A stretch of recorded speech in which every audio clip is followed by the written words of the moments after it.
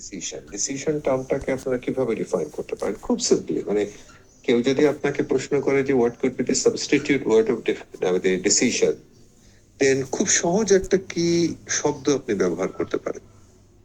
সেই ক্ষেত্রে আপনারা অনেকগুলো শব্দ বলেছিলেন, আমি বলেছিলাম যে আরো সহজ শব্দ হিসাবে let's consider it as decision is nothing but the and.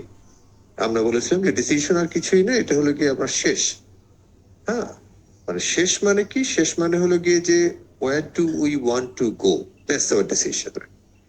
Well, যেমন ধরেন যে আমরা অনেক সময় কথায় কথায় আপনারা কথোপকথনেও আমরা এরকম বলি যে একটা লোক অনেক কিছু বলছে, বা একজন ছেলে বা একটা মেয়ে অনেক কিছু বলছে, আমরা হয়তো একটু বিরক্ত হয়ে বলি যে আচ্ছা থামেন, আপনি আসলে কি বলতে চান আমাকে একটু বলেন তো। তার মানে কি যে উনি অনেক কিছু বলছেন কিন্তু আসল কথা উনি বলছেন না, রাইট?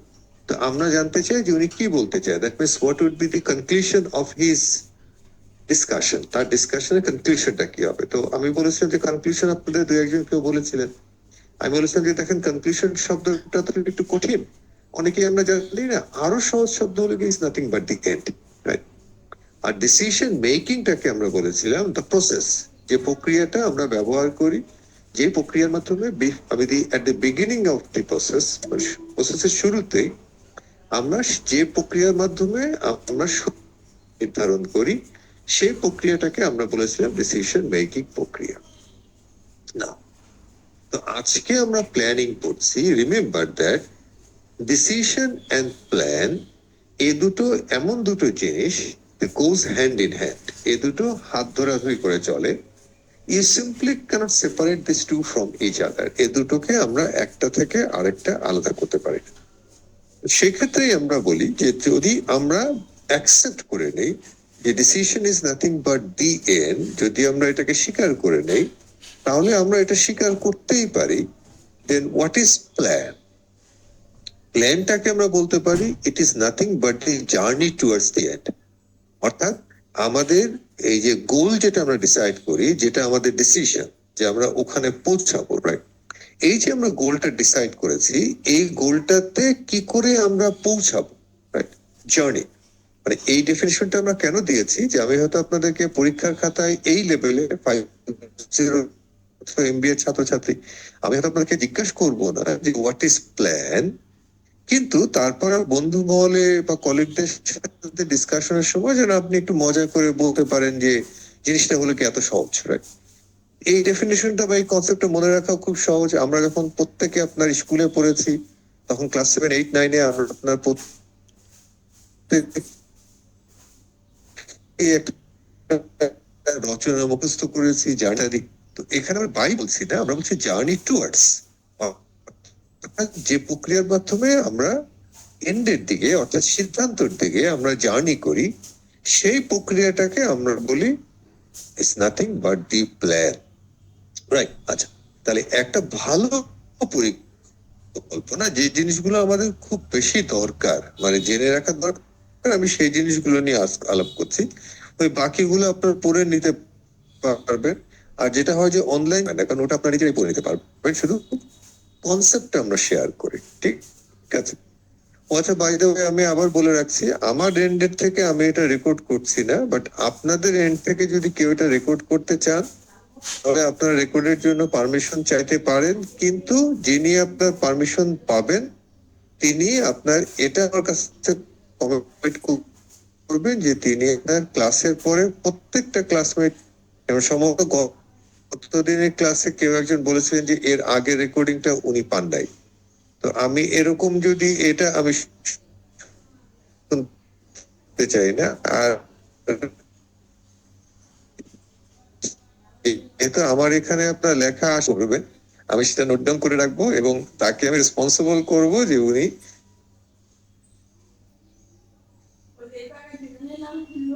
যদি শেয়ার না করে থাকেন দেন সি একটু পানিশমেন্টও পাবেন। তো সেখানে বলছি যে বুঝে সে পারমিটেড হবেন, কিন্তু মানে কন্ডিশন তিনি আপনার সেই রেকর্ডিংটা পরে সমস্ত ক্লাসমেটদের সাথে শেয়ার করবেন। তো যাক, আমরা যেটা বলছিলাম যে একটা ভালো পরিকল্পনা আমার 5টা প্রশ্নের উত্তর দেবে। 8টা ডাব্লিউ, একটা এইচ। তো এই চারটা ডাব্লিউ কি? What to do, went to do, who to do, what to do, and one H is how to do. মানে একটা ভালো পরিকল্পনার ভেতরে বা একটা পরিকল্পনা ডকুমেন্টের ভেতরে যদি আমরা এই পাঁচটা প্রশ্নের উত্তর পরিষ্কার করে পাই, তাহলে আমরা বলবো এটা একটা ভালো পরিকল্পনা। আর কোনো একটা প্রশ্নের উত্তর যদি ওখানে মিসিং থাকে, আমরা বলবো সেই পরিকল্পনাটা ভালো না। আমি আবার বলছি যে আমি হয়তো আপনাদেরকে এরকম প্রশ্ন হয়তো জিজ্ঞেস করবো না, কিন্তু এই জিনিসগুলো আপনাদের জেনে রাখা ভালো। আমি হয়তো এও আপনাদেরকে প্রশ্ন করবো না that how to make a plan, মানে হাউ দি প্ল্যান ওয়ার্কস, মানে প্ল্যান কি করে কাজ করে, এই ধরনের প্রশ্ন আমি সাধারণত করি না। কারণ এগুলো আপনার, আমি মনে করি যে এগুলো আন্ডার গ্রেডের কনসেপ্ট। কিন্তু যেহেতু আমরা প্ল্যানিংটা পড়াচ্ছি, সেহেতু এই জিনিসগুলো আপনাদের একটু নলেজে থাকা ভালো। যেমন ধরেন একটা ভালো পরিকল্পনা যদি আমরা করি, সে কোঅর্ডিনেটেড এফোর্ট, রাইট? অর্থাৎ কে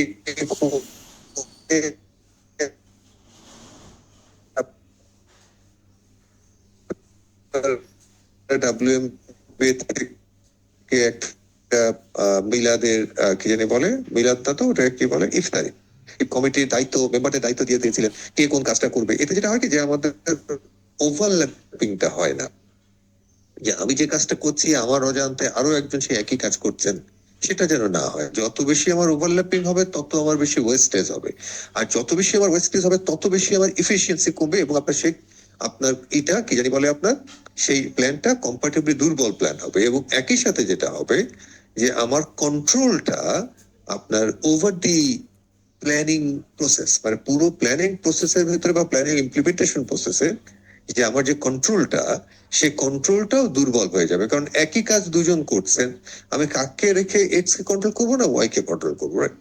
সো সহজ কথা হলো গিয়ে যে একটা ভালো পরিকল্পনা যেটা আমাদের করতে পারে, একটা ভালো পরিকল্পনা আমাদের খরচ কমাতে পারে। একেবারে যদি আমরা সহজ করে বলি, through the coordinated effort, well, as well as ensure the overlapping and wasteful activities and ensure the control। এই হলো গিয়ে মোটামুটি কেন আমরা একটা ভালো মানে পরিকল্পনা করে থাকি।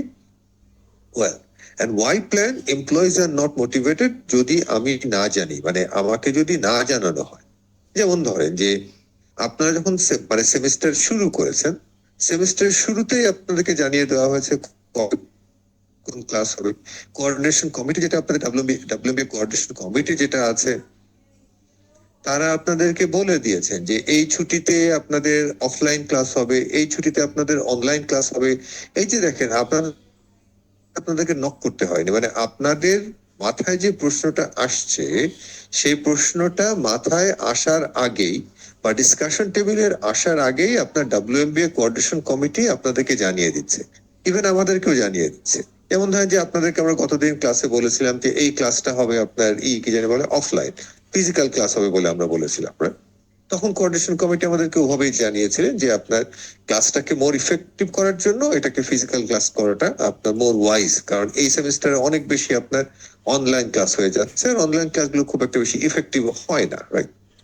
তো সেই ক্ষেত্রে আপনার যেটা হয়েছে যে ইউনিভার্সিটি থেকে আমাদের একটা চাপ এসছে যে না, অন্যান্য সমস্ত কিছু বন্ধ, অতএব তোমাদের ক্লাসগুলো ছাত্রদের কাছ থেকেও একটা আপনার মানে আপনাদের যারা ছাত্র আছেন তাদের পেয়েছিলাম গতকালকে, গত ক্লাসে আমরা পেয়েছিলাম, আপনারা কেউ কেউ বলেছেন যে স্যার আমরা তো টিকিট কেটে ফেলেছি। আমরা হাসতে হাসতে বলেছিলাম, মানে আমি হাসতে হাসতে বলেছিলাম যে তেলের যে অবস্থা, বাস চললে তো আপনি বাড়ি যাবেন, তা নাহলে কি করবেন, ক্লাসে এসে বসে থাকেন, গল্প করবো আমরা। তো ওই যে দেখেন যে আপনারা মানে মানে আপনাদের ওই কনফিউশনটা আপনার দ্রুত ডাব্লিউএমবিএ কমিটি দূর করে দিয়েছে, আমাদেরকে জানিয়ে দিয়েছে যে না, ওভারঅল সার্কামস্টেন্সেস বিবেচনা করে। তারপর ধরেন বিশ্ববিদ্যালয়ের রাজনীতির একটা বিষয় আছে, ছাত্র রাজনীতির একটা বিষয় আছে, ওখান থেকে একটা প্রেশার এসছে যে না তোমরা করতে পারবা না, কি জানি বলে, ছাত্ররা যেহেতু বাড়ি যাবে আর একটা লম্বা ছুটি, অতএব এখানে তোমার ফিজিক্যাল ক্লাস হলে অনেক ছেলে পেলে আপনার ক্লাসটা মিস করবে, so better go for the online one. এই যে দেখেন, তাহলে আপনাদেরকে এনটাকে জানিয়ে দেওয়া হচ্ছে, আপনাদেরকে কিভাবে আমরা ক্লাসগুলো করব, কটায় ক্লাসগুলো করব, কখন ক্লাসগুলো হবে।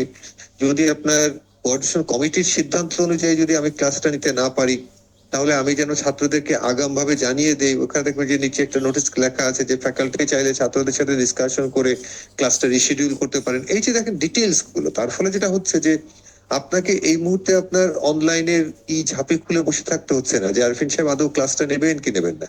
তাহলে আমার যখন এনটা জানা থাকে, আমার যখন পরিকল্পনাটা জানা থাকে, তখন আমাদের ভেতরে এক ধরনের একটা স্বস্তি কাজ করে, আমরা খুব কমফোর্টেবলি কাজটা করতে পারি, যাতে আমার কাজটা ওয়েস্টফুল অ্যাক্টিভিটি যেটা বা ইফিসিয়েন্সি বেড়ে যায়।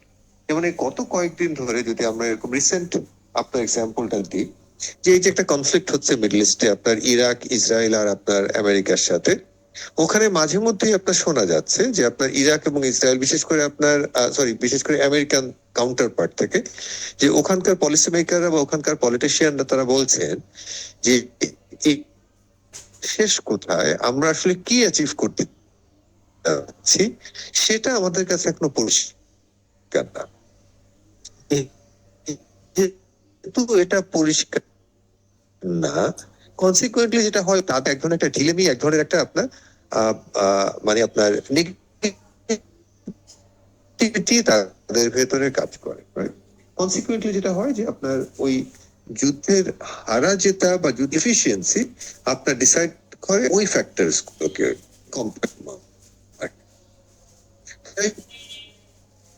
তো মোটামুটি আমরা হোয়াট ইজ এটা আমরা জানলাম। ছেলে পেলে কি আমার কথা শুনতে পাচ্ছেন রে? জি স্যার, জি স্যার। আমি একটা মিনিট সময় নিচ্ছি। আচ্ছা, আমার এটা হঠাৎ করে স্টাক আপ হয়ে গেছি। আচ্ছা, ওয়েল, আমরা আবার শুরু করি। আচ্ছা, তাহলে একটা ভালো পরিকল্পনা, what are the steps of, একটা ভালো পরিকল্পনার স্টেপস গুলো কি? আমি আপনাদেরকে আবার নিশ্চিত করে বলছি যে আমি কখনোই আপনাদেরকে জিজ্ঞাসা করবো না what are the phase of the plan, what are the steps of plan. আমি আপনাকে জানিয়ে দেবো যে কোত্থেকে আমি সাধারণত প্রশ্নগুলো করি। কিন্তু এর থেকেও আপনাদেরকে যেটা জানা উচিত সেটা হলো গিয়ে যে একটা ভালো পরিকল্পনার জন্য আপনার যে স্টেপ গুলো আছে সেই স্টেপ থেকে আমি হয়তো আপনাদেরকে প্রশ্ন করবো না, কিন্তু আপনাদেরকে জানা থাকা উচিত যে আপনার এই একটা ভালো পরিকল্পনার আপনার সবচেয়ে ইম্পর্টেন্ট স্টেপ কোনটা। সবচেয়ে ইম্পর্টেন্ট স্টেপ হলো গিয়ে আমার অবজেক্টিভসটাকে ডিসাইড করা। অর্থাৎ ওই যে বলছিলাম যে আমি যুদ্ধ করব, এখন এই যুদ্ধের কারণটা কি, আমার উদ্দেশ্যটা কি, that objective should be clear. আমি কি অ্যাচিভ করতে চাচ্ছি, that objective should be clear, right? না, এখন এই যে আমরা অবজেক্টিভস এর কথা বলছি, আমরা বলছি উইদাউট দ্যাট অবজেক্টিভস, এই অবজেক্টিভস ছাড়া হোয়াট ডাজ ইট ইন্ডিকেট, সেটা আপনার কি ইন্ডিকেট করে? আমরা আসলে ওই যে আমেরিকান কাউন্টার পার্ট যেটা বলছেন যে, বা তাদের পলিসি মেকাররা বলছেন দে আর কনফিউজড, তারা জানেন না যে আমরা কি অ্যাচিভ করলো। ওখানে আপনার ডোনাল্ড ট্রাম্প সাহেব বলছেন যে আপনার কি জানি বলে, উনারা হয়তো যুদ্ধের শেষ প্রান্তে চলে এসেছেন। মানে যখন উনি বলছেন উনারা যুদ্ধের শেষ প্রান্তে চলে আসছেন, তখন দেখা যাচ্ছে যে কাউন্টার পার্ট থেকে আপনার আরো বেশি গোলা বারুদ ছোড়া হচ্ছে।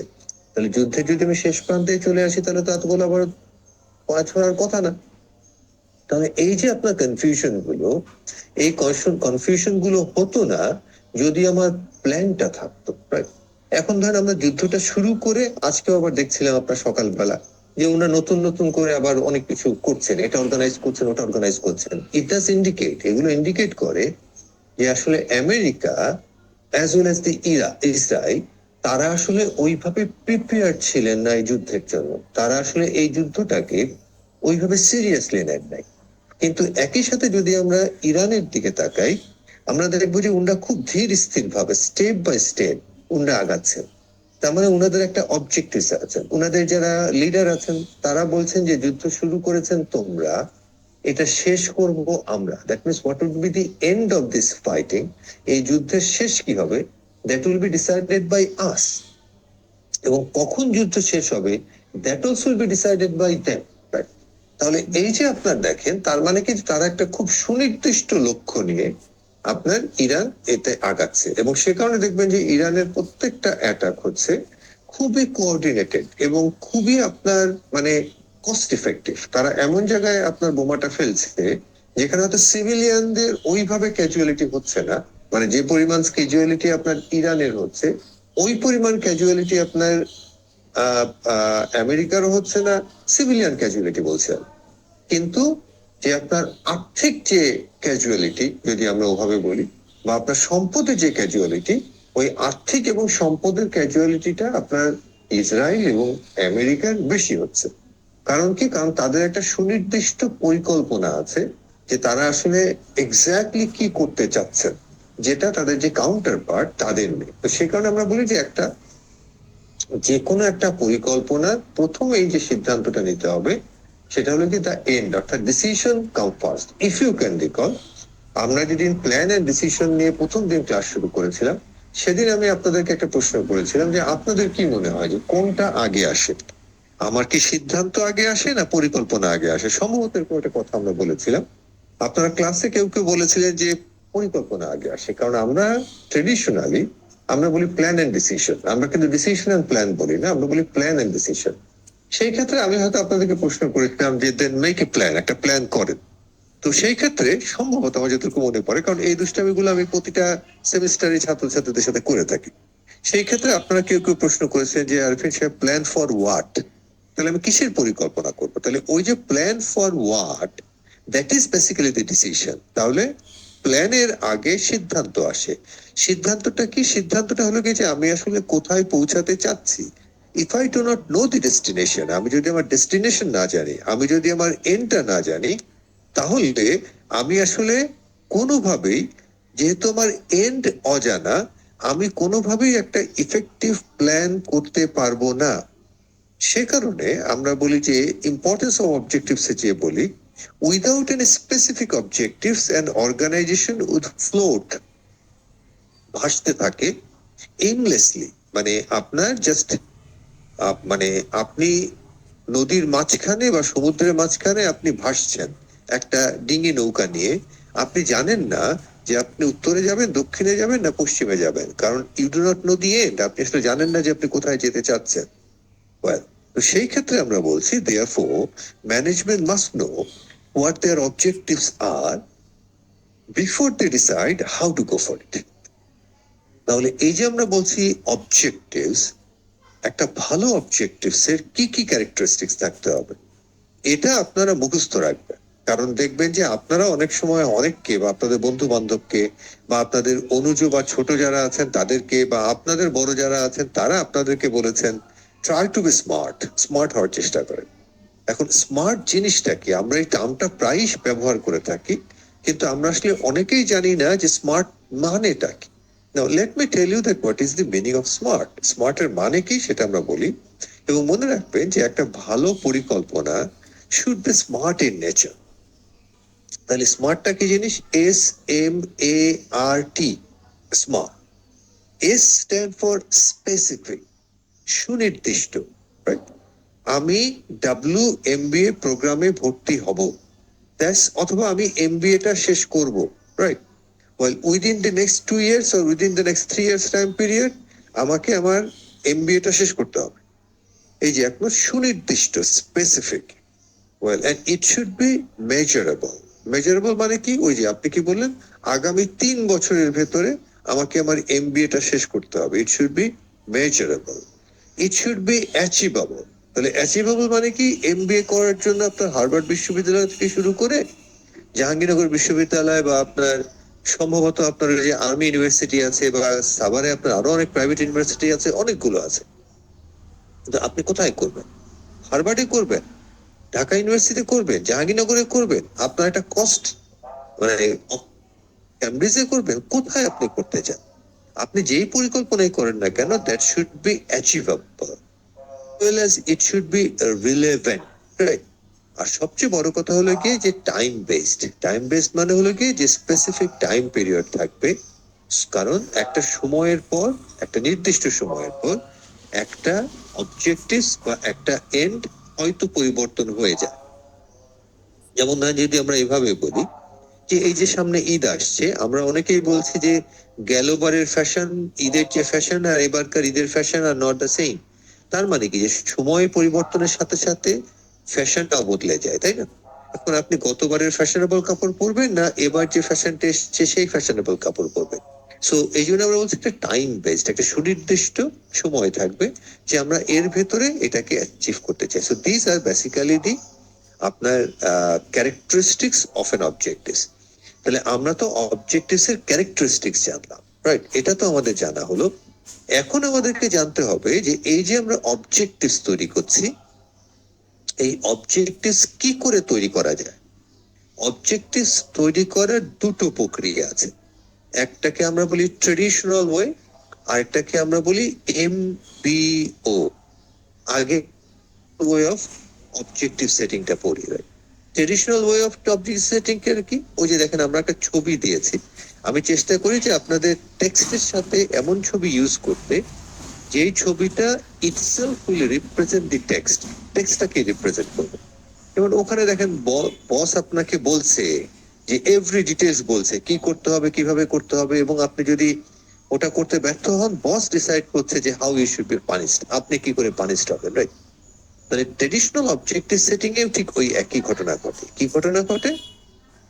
Top management without ensuring the participation of the subordinate, অর্থাৎ সাবঅর্ডিনেটদের পার্টিসিপেশন এনশিওর করা ছাড়াই উনি আপনাকে বলে দিলেন যে আপনাকে নেক্সট এই কোয়ার্টারের ভেতরে বা এই সময়ের ভেতরে you have to achieve this one. Let's consider যে আপনি, একটা উদাহরণ দিই আমরা, ধরে নেন যে আপনি হয়তো মার্কেটিং এ কাজ করছেন বা সেলস এ কাজ করছেন। আপনি সেলসে একেবারে খারাপ না, ভালোই কাজ করেন। গত কোয়ার্টারেও আপনি আপনার যে টার্গেট ছিল সেই টার্গেটটা আপনি অ্যাচিভ করেছেন, রাইট? সো বস আপনাকে জানিয়ে দিলেন যে আগামী কোয়ার্টারে আপনার টার্গেটটা বেড়ে দাঁড়িয়েছে, আগে যেটা অ্যাচিভ করেছিলেন তার থেকে 20% বেশি টার্গেট দেওয়া হয়েছে আপনাকে, রাইট? নাও এখানে এই যে আপনার সাথে কোনো আলাপ আলোচনা না করে, বুঝে নিয়েন, আপনার সাথে কোনো ডিসকাশন না করেই আপনার বস সোললি এককভাবে নিজের সিদ্ধান্তে বা নিজের ইচ্ছা তিনি আপনার টার্গেট ঠিক করলেন। তিনি আপনাকে এ ব্যাপারে একটা প্রশ্ন করার জন্য বা প্রশ্ন করার হিসাবে আপনার দুবার ভাবলেন না। না, এখানে কি হতে পারে সমস্যাটা? সমস্যাটা যে দুটো সমস্যা হতে পারে, বুঝে নিয়ে। এক নম্বর সমস্যা হতে পারে that you might be underestimated. আপনি হয়তো এই অর্গানাইজেশনে নতুন, গত হয়তো আপনার 6 মাস 9 মাস হয়ে গেছে আপনি জয়েন করেছেন, এই অর্গানাইজেশনের অনেক কিছুই আপনি বোঝেননি। তারপরেও আপনাকে যে টার্গেটটা দেওয়া হয়েছে, আপনি আপনার অভিজ্ঞতাকে ব্যবহার করে, আপনার বাকপটুতা ব্যবহার করে আপনি আপনার সেলস টার্গেটটাকে অ্যাচিভ করেছেন, right? কিন্তু এই 6 মাস 9 মাসে মোটামুটি অর্গানাইজেশনের, মার্কেটের, কনজিউমারের অনেক কিছুই আপনি বুঝে গেছেন। অতএব এখন আপনি মনে করছেন যে 20% যে আপনাকে অতিরিক্ত দেওয়া হয়েছে, এই 20% আপনার জন্য কিছুই না। আপনি চাইলে বা আপনার অর্গানাইজেশন যদি চাইতো, তাহলে আপনি হয়তো আপনার যে টার্গেট আছে এর থেকে 50% আপনি বেশি সেল দিতে পারতেন। তার মানে কি? ইউ বিন আন্ডার এস্টিমেটেড, আপনাকে আন্ডার এস্টিমেটেড করা হয়েছে। কনসিকুয়েন্টলি যেটা হবে, আপনি লেস মোটিভেটেড হবেন, or you will lose the motivation. Simple, মানে আপনাদেরকে যখন আন্ডার এস্টিমেটেড করা হয় তখন স্বাভাবিকভাবেই আমরা আমাদের মোটিভেশন হারিয়ে ফেলি। একটা ছোট মজার উদাহরণ দেই, আপনাদের খেয়াল আছে কিনা, আমার নিজের অভিজ্ঞতা থেকে আমি বলছি যে আমি যখন খুব ছোটটি ছিলাম তখন বড়দেরকে তো দেখতাম যে ওরা ফুটবল খেলছেন বা এরকম কিছু। আমাদের সময় অত ক্রিকেটটা অত বেশি পপুলার ছিল না, বেসিক্যালি মানে সবচেয়ে বেশি পপুলারিটি ছিল, right? অথবা আপনার কাবাডি টাবাডি এগুলো আপনার ছিল, অথবা আপনার দাঁড়িয়ে বান্ধা, এগুলো তো আপনার খেলেন না ইদানিং, right? এই ধরনের খেলা ছিল আমাদের সময়কার খেলা, ছোটবেলার খেলা। তখন ধরেন যে আপনার বড়দেরকে খেলতে দেখছি, তো ইচ্ছে করেছে বড়দের সাথে যাই খেলতে, মানে ওনারা ফুটবল খেলছেন, বড়দের সাথে খেলতে বলেছি যে ভাই আমার একটু ফুটবল খেলতে নেও না, রাইট? সো ওনারা তো জানেন যে আমি ছোট, এবং ওনারা জানেন যে আমি হয়তো ওইভাবে খেলতে পারবো না। আবার এও জানেন যে আমি হয়তো খেলতে যে ওনাদের সাথে পরে ব্যথাও পেতে পারি বা গায়ে বল লেগেও ব্যথা পেতে পারি, কারণ আমি তো ছোট, তাই? আবার ওনারা হয়তো স্নেহের কারণে আমাকে আপনার ওইভাবে খেলতে নেবেন না, সেটা ওনারা বলতে পারছে না। তো ওনারা তখন আমাদেরকে বলেন যে ঠিক আছে, বা বলেছেন যে ঠিক আছে, তুই এক কাজ কর, তুই গোলের পিছনে দাঁড়া, মানে গোলের সামনে না, মানে গোল পোস্টের সামনে না, গোল পোস্টের পেছনে দাঁড়াতে বলেছেন। তো উনি বলেছেন যে গোল পোস্টের পেছনে দাঁড়া, ওখানে বলটা চলে গেলে তুই বলটা আমাদেরকে গুছিয়ে, মানে আবার ফেরত দিয়ে দিবি। তার মানে I been consider as the ball boy, যে মাঠের বাইরে বল চলে গেলে দৌড়ে যেয়ে বল আপনার বড়দেরকে ফেরত দিয়ে দেবো, রাইট? তাহলে ওই সময় যেটা আমরা বলি মানে দুধ ভাত, মানে আমাদের সময় আমাদেরকে বলা হতো দুধ ভাত, রাইট? আমরা খেলেছি ওখানে, কিন্তু দুধ ভাত হিসাবে খেলেছি, right? তাহলে ওই যে ছোটবেলায় যখন আপনি দুধ ভাত হিসেবে খেলেছেন, হ্যাঁ প্রথমবার একবার দুবার বল কুড়োতে আপনার খারাপ লাগেনি, কারণ অ্যাটলিস্ট বলটা তো আপনি টাচ করতে পারছেন। কিন্তু যখন আপনি বুঝতে পারছেন যে আপনি আসলে বিন ট্রিটেড অ্যাজ, মানে ইউ বিন নেগলেক্টেড, আপনি যখন নেগলেক্টেড ফিল করছেন, তখন দেখবেন যে আপনার আর বল কুড়োনোর ইচ্ছে আপনার থাকছে না। তার মানে কি, যে আপনাকে ইউ বিন আন্ডার এস্টিমেটেড। তো আপনি যখন আন্ডার এস্টিমেটেড হন, তখন আপনি আপনার মোটিভেশনটাকে হারিয়ে ফেলেন। আবার ঠিক একইভাবে ধরেন আপনি হয়তো যে অ্যাচিভমেন্টটা গত কোয়ার্টারে করেছেন, that was your highest achievement. আপনার পক্ষে এরপরে মানে আপনি সারাদিন পরিশ্রম করে খেয়ে না খেয়ে আপনি ওটা অ্যাচিভ করেছেন, এবং আপনার পক্ষে এরপরে আর আপনার 5% সেলসও বাড়ানো কোয়াইট ইম্পসিবল। সেই আপনাকে আপনার বস কোনো ডিসকাশন ছাড়াই বলে দিয়েছেন 20% এক্সট্রা অ্যাচিভ করতে হবে। তাহলে এই যে 20% এক্সট্রা অ্যাচিভ, আপনি প্রিটি শিওর যে আপনার পক্ষে তো 5%ও এক্সট্রা অ্যাচিভ করা সম্ভব না, 2%ও এক্সট্রা অ্যাচিভ করা সম্ভব না। তার মানে আপনি ফেইল হবেন, আপনি ব্যর্থ হবেন। তাহলে এখন যেটা আমরা বলছি যে এই যে আপনি ব্যর্থ হবেন আপনি নিশ্চিত, রাইট? এখন ওই আমি মজা করে উদাহরণটা দেই যে আপনাদের এখানে 40 পেলে পাস, মানে আপনার WMBA প্রোগ্রামে বা IBA তে আপনার 40 পেলে পাস। তার মানে কি আপনি 38 পেলেও ফেল, আপনার 39 পেলেও ফেল, আবার 8 পেলেও ফেল, 3 ফেলেও ফেল, রাইট? আর ফেল মানে তো আপনার CGPA 0। এখন আপনি কি কষ্টে শিষ্টে 38 পাওয়ার চেষ্টা করবেন, না আপনি যখন দেখবেন যে না, আপনি কিছুই পারছেন না, তখন আপনি আপনার যে সাদা খাতা জমা দিয়ে সাদা খাতা দেওয়ার জন্য আপনার 2 নাম্বার, মানে পরিষ্কার পরিচ্ছন্নতার জন্য 2 নাম্বার, ওটা পেয়ে আপনি ফেল করবেন, ওটা আপনার জন্য ইজি হবে দুষ্টামি করে বলা, রাইট? তাহলে সেই ক্ষেত্রে আমরা যেটা দেখবো যে আপনার যে আগের অ্যাচিভমেন্ট যেটা ছিল, যেটা বলতে চাচ্ছি, সেই অ্যাচিভমেন্টটা হয়তো নেক্সট সেমিস্টার বা নেক্সট কোয়ার্টারে আপনি অ্যাচিভ করতে পারবেন না, এই কারণে যে at the end of the day আপনি দেখতে পাচ্ছেন যে আপনি আসলে আপনার টার্গেটে ব্যর্থ হবেন, রাইট? তো that is the problem, or this two are basically the problem with the traditional objective setting system, as because আপনার বস বা আপনার যে ইমিডিয়েট বস তিনি আপনার সাথে কোনো ডিসকাশনই করছেন না to set up your objectives. It's basically top down decision, অর্থাৎ উপর থেকে সিদ্ধান্তটা ডাউনে চাপিয়ে দেওয়া হচ্ছে। তো আমরা এখানে বলছি যে what was wrong with your boss, আপনার বসের সমস্যা কি ছিল যদি তিনি আপনাকে একটা সামান্য ডিসকাশনে ডাকতেন, ওভার দি কাপ অফ টি। উনি আপনাকে একটা ডাকতেন যে আসেন আমার সাথে একটু আলাপ করেন, গত কোয়ার্টারে তো আপনার এই ছিল আপনার target, thank you very much যে আপনি সাকসেসফুলি টার্গেটটা অ্যাচিভ করেছেন। তো এবার মোটামুটি সবাই আপনার গত সেমিস্টার মানে গত কোয়ার্টার থেকে টার্গেটটা বাড়িয়ে নিচ্ছেন বা তারা অ্যাকসেপ্ট করে নিচ্ছেন। আপনি কি মনে করেন যে আপনি কোনটা অ্যাচিভ করতে পারবেন? কারণ আপনি হয়তো চিন্তা করছেন যে আপনি আরো 10% অ্যাচিভ করতে পারবেন, কিন্তু আপনি চিন্তা করলেন যে এই যে দেখেন এটা একটা সাইকোলজিক্যাল বিষয়, কারণ আগামী ক্লাস থেকে আমরা বিহেভিয়ার শুরু করব, এখান থেকে আমরা সেটা শুরু করছি, মানে এখান থেকে আমরা কিছু শেয়ার করছি যে যখন আপনার বস আপনাকে ডাকবে তখন আপনি এক ধরনের একটা প্রাউড ফিল করবেন যে বস ডেকেছে, এবং বস যখন আপনার কাছ থেকে আপনার ব্যাপারে ওপিনিয়ন জানতে চাইবে যে আপনি কি অ্যাচিভ করতে চান, রাইট? তখন আপনি অটোমেটিক্যালি উইল বি মোটিভেটেড। তাহলে ওই যে আপনি 10% আপনার ম্যাক্সিমাম হয়তো আপনি অ্যাচিভ করতে পারতেন কোয়ার্টারলি, রাইট? সেটা হয়তো আপনি আপনার বসকে বাড়িয়ে বলবেন যে বস 10% তো আমি অ্যাচিভ করতে পারবোই, মোটামুটি আপনি কনফার্ম থাকেন। তারপরেও আপনি লিখে রাখেন যে আমি টার্গেট দিয়েছি 15%, I'll try my level best to achieve 15%, যদি 15% অ্যাচিভ নাও করতে পারি তাহলে আপনি নিশ্চিত থাকেন 10% অ্যাচিভ তো করবোই না, কনফার্ম। এবং ওই যে আপনি ওয়ার্ড অফ মাউথ দিয়েছেন, ওটা তো আপনার বসের মুখ থেকে আসেনি 15%, ওটা এসছে আপনার মুখ থেকে। যেহেতু এটা আপনি ওয়াদা করেছেন আপনার বসের সাথে, consequently what will you do, আপনি কি করবেন?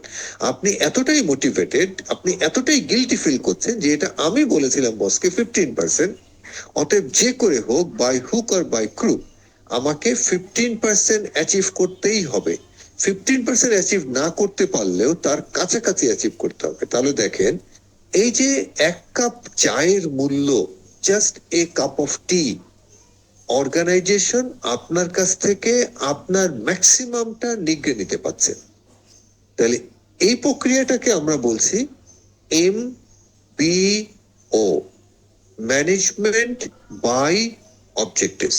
রিমেম্বার দ্যাট এই MBOটাকে আমরা বলি modern way of objective setting strategy.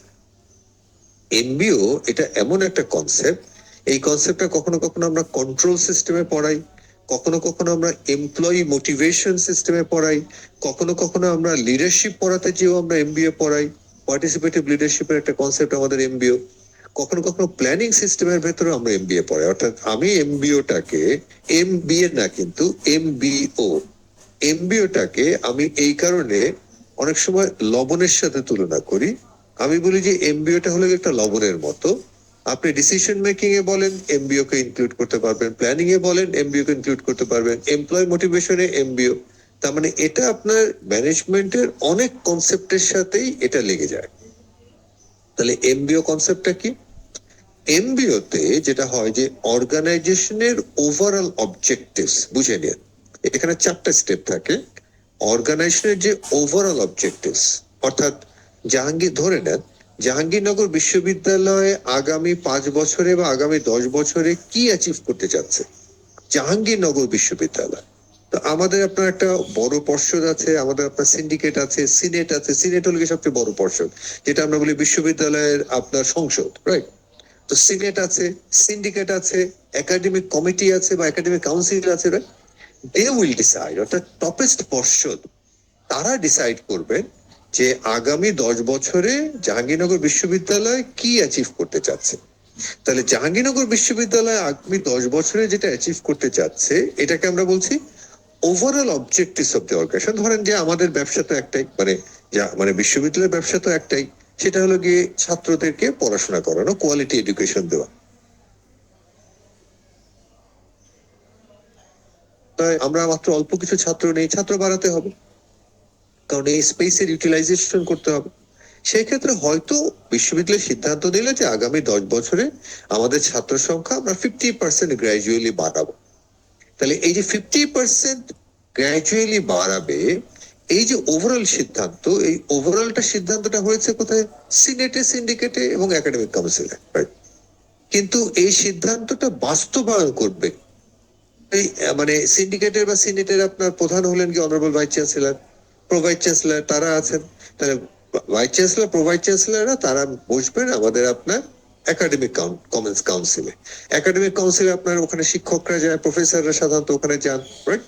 তো ওখান থেকে ওটা সিদ্ধান্ত নিয়ে ওনারা আবার আলাদা একটা ছোট কমিটি আছে আমাদের বিশ্ববিদ্যালয়ের ডিনস কমিটি। সেই ডিনস কমিটির সাথে হয়তো অনারেবল ভাইস চ্যান্সেলর এবং প্রো ভাইস চ্যান্সেলর এডুকেশন ওনারা বসবেন, তাদেরকে জানাবেন যে কোন ফ্যাকাল্টি কতটা ছাত্র বাড়ানোর দায়িত্ব নেবে। দিনরা সমূহ এসে আবার হয়তো আপনার ইসেদের সাথে বসবেন, কি জানি বলে আপনার চেয়ারম্যান সাহেবদের সাথে বসবেন, ডিপার্টমেন্টাল চেয়ারম্যানদের সাথে সিদ্ধান্ত নেবেন কোন ডিপার্টমেন্ট কত ছাত্র বাড়ানোর জন্য সিদ্ধান্ত নেবে বা আপনার কত ছাত্র বাড়ানোর দায়িত্ব নেবেন। সেই দায়িত্বটা আবার এসে চেয়ারম্যান মহোদয় আবার এসে বসবেন আপনার তার ফ্যাকাল্টি মেম্বারদের সাথে, যে এই সিদ্ধান্তটা আমাদেরকে দেওয়া হয়েছে বা আমরা এগ্রি করে এসেছি, এখন এই সিদ্ধান্তটাকে আমরা কিভাবে বাস্তবায়ন করবো। তাহলে এই যে দেখেন ধাপে ধাপে ধাপে ধাপে, তার মানে আমরা বলছি যে অর্গানাইজেশনের overall objectives that will be decided at the top. তারপরে যে স্পেসিফিক পারফরমেন্স অবজেক্টিভস আছে, সেই স্পেসিফিক পারফরমেন্স অবজেক্টিভস ওই যে দেখেন বাইলেটারালি হায়ারার্কি। আমার সাথে বসবেন আমার ইমিডিয়েট বস, আমার ইমিডিয়েট বস বসবেন তার ইমিডিয়েট বসের সাথে, তার ইমিডিয়েট বস বসবেন তার ইমিডিয়েট বসের সাথে। অর্থাৎ it's a kind of chain.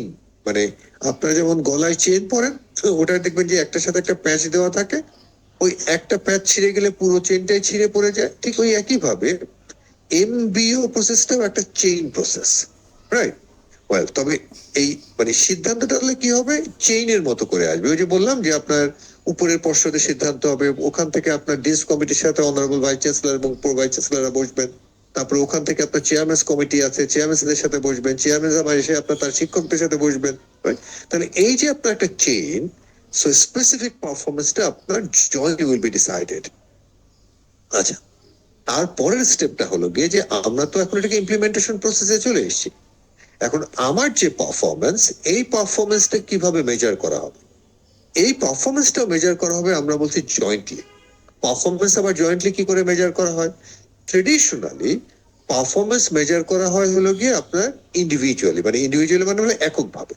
যেমন দেখবেন যে আপনাদের যদি কোনো রিলেটিভস থাকে যারা আপনার সরকারি চাকরিতে আছেন বা বাবা মা সরকারি চাকরিতে আছেন, তাদেরকে জিজ্ঞাসা করেন যে তাদেরও কিন্তু বছর শেষে আপনার একটা পারফরমেন্স ইভ্যালুয়েশন হয়, এবং সেই পারফরমেন্স ইভ্যালুয়েশনটাকে ওরা shortly annual ACR, annual confidential report, ACR, A for annual, C for confidential, R for report. তাহলে এই যে ACR, এটা আমরা বলছি কনফিডেন্সিয়াল। এটা এতটাই কনফিডেন্সিয়াল থাকে, আপনি আপনার সরকারি যে কর্মকর্তা আছেন তাদেরকে জিজ্ঞাসা করে নিয়ে যে এটা এতটাই কনফিডেন্সিয়াল থাকে, অর্থাৎ ধরেন আমি হয়তো একটা সরকারি কর্মকর্তা, আমার ব্যাপারে একটা রিপোর্ট করা হয়েছে, আমার পারফরমেন্সের ব্যাপারে একটা রিপোর্ট করেছেন আমার বস, কিন্তু আমিও জানি না যে ওই রিপোর্টে আসলে কি বলা হয়েছে বা আমার পারফরমেন্সটা কেমন আমি জানি না। কিন্তু আমার যখন প্রমোশন কনফার্মেশন বা আপগ্রেডেশনের সময় আসলো, তখন আমাকে ইনফরমালি কেউ একজন জানালেন প্রমোশনটা হয়নি এই কারণে যে আমার পারফরমেন্স বা এসিআর রিপোর্ট ভালো না। কিন্তু কেন ভালো না, কোথায় ভালো না, কোথায় আমাকে ইমপ্রুভ করতে হবে, এর ডিটেলস আমাকে জানানো হয়। কনসিকুয়েন্টলি যেটা হয় যে আমার পারফরমেন্স কখনোই বাড়ে না, কারণ আমি তো আসলে জানি না যে আমার ঘাটতি কোথায়।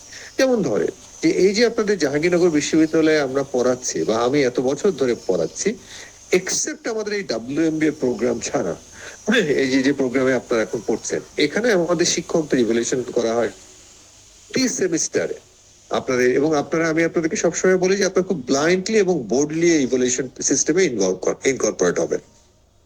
ওখানে আপনাদেরকে কোনো নামধাম কোনো কিছু আপনার থাকবে না, আপনাদের কোনো মানে কোনোভাবে আপনাদেরকে আইডেন্টিফাই করার মতো কোনো উপায় থাকবে না।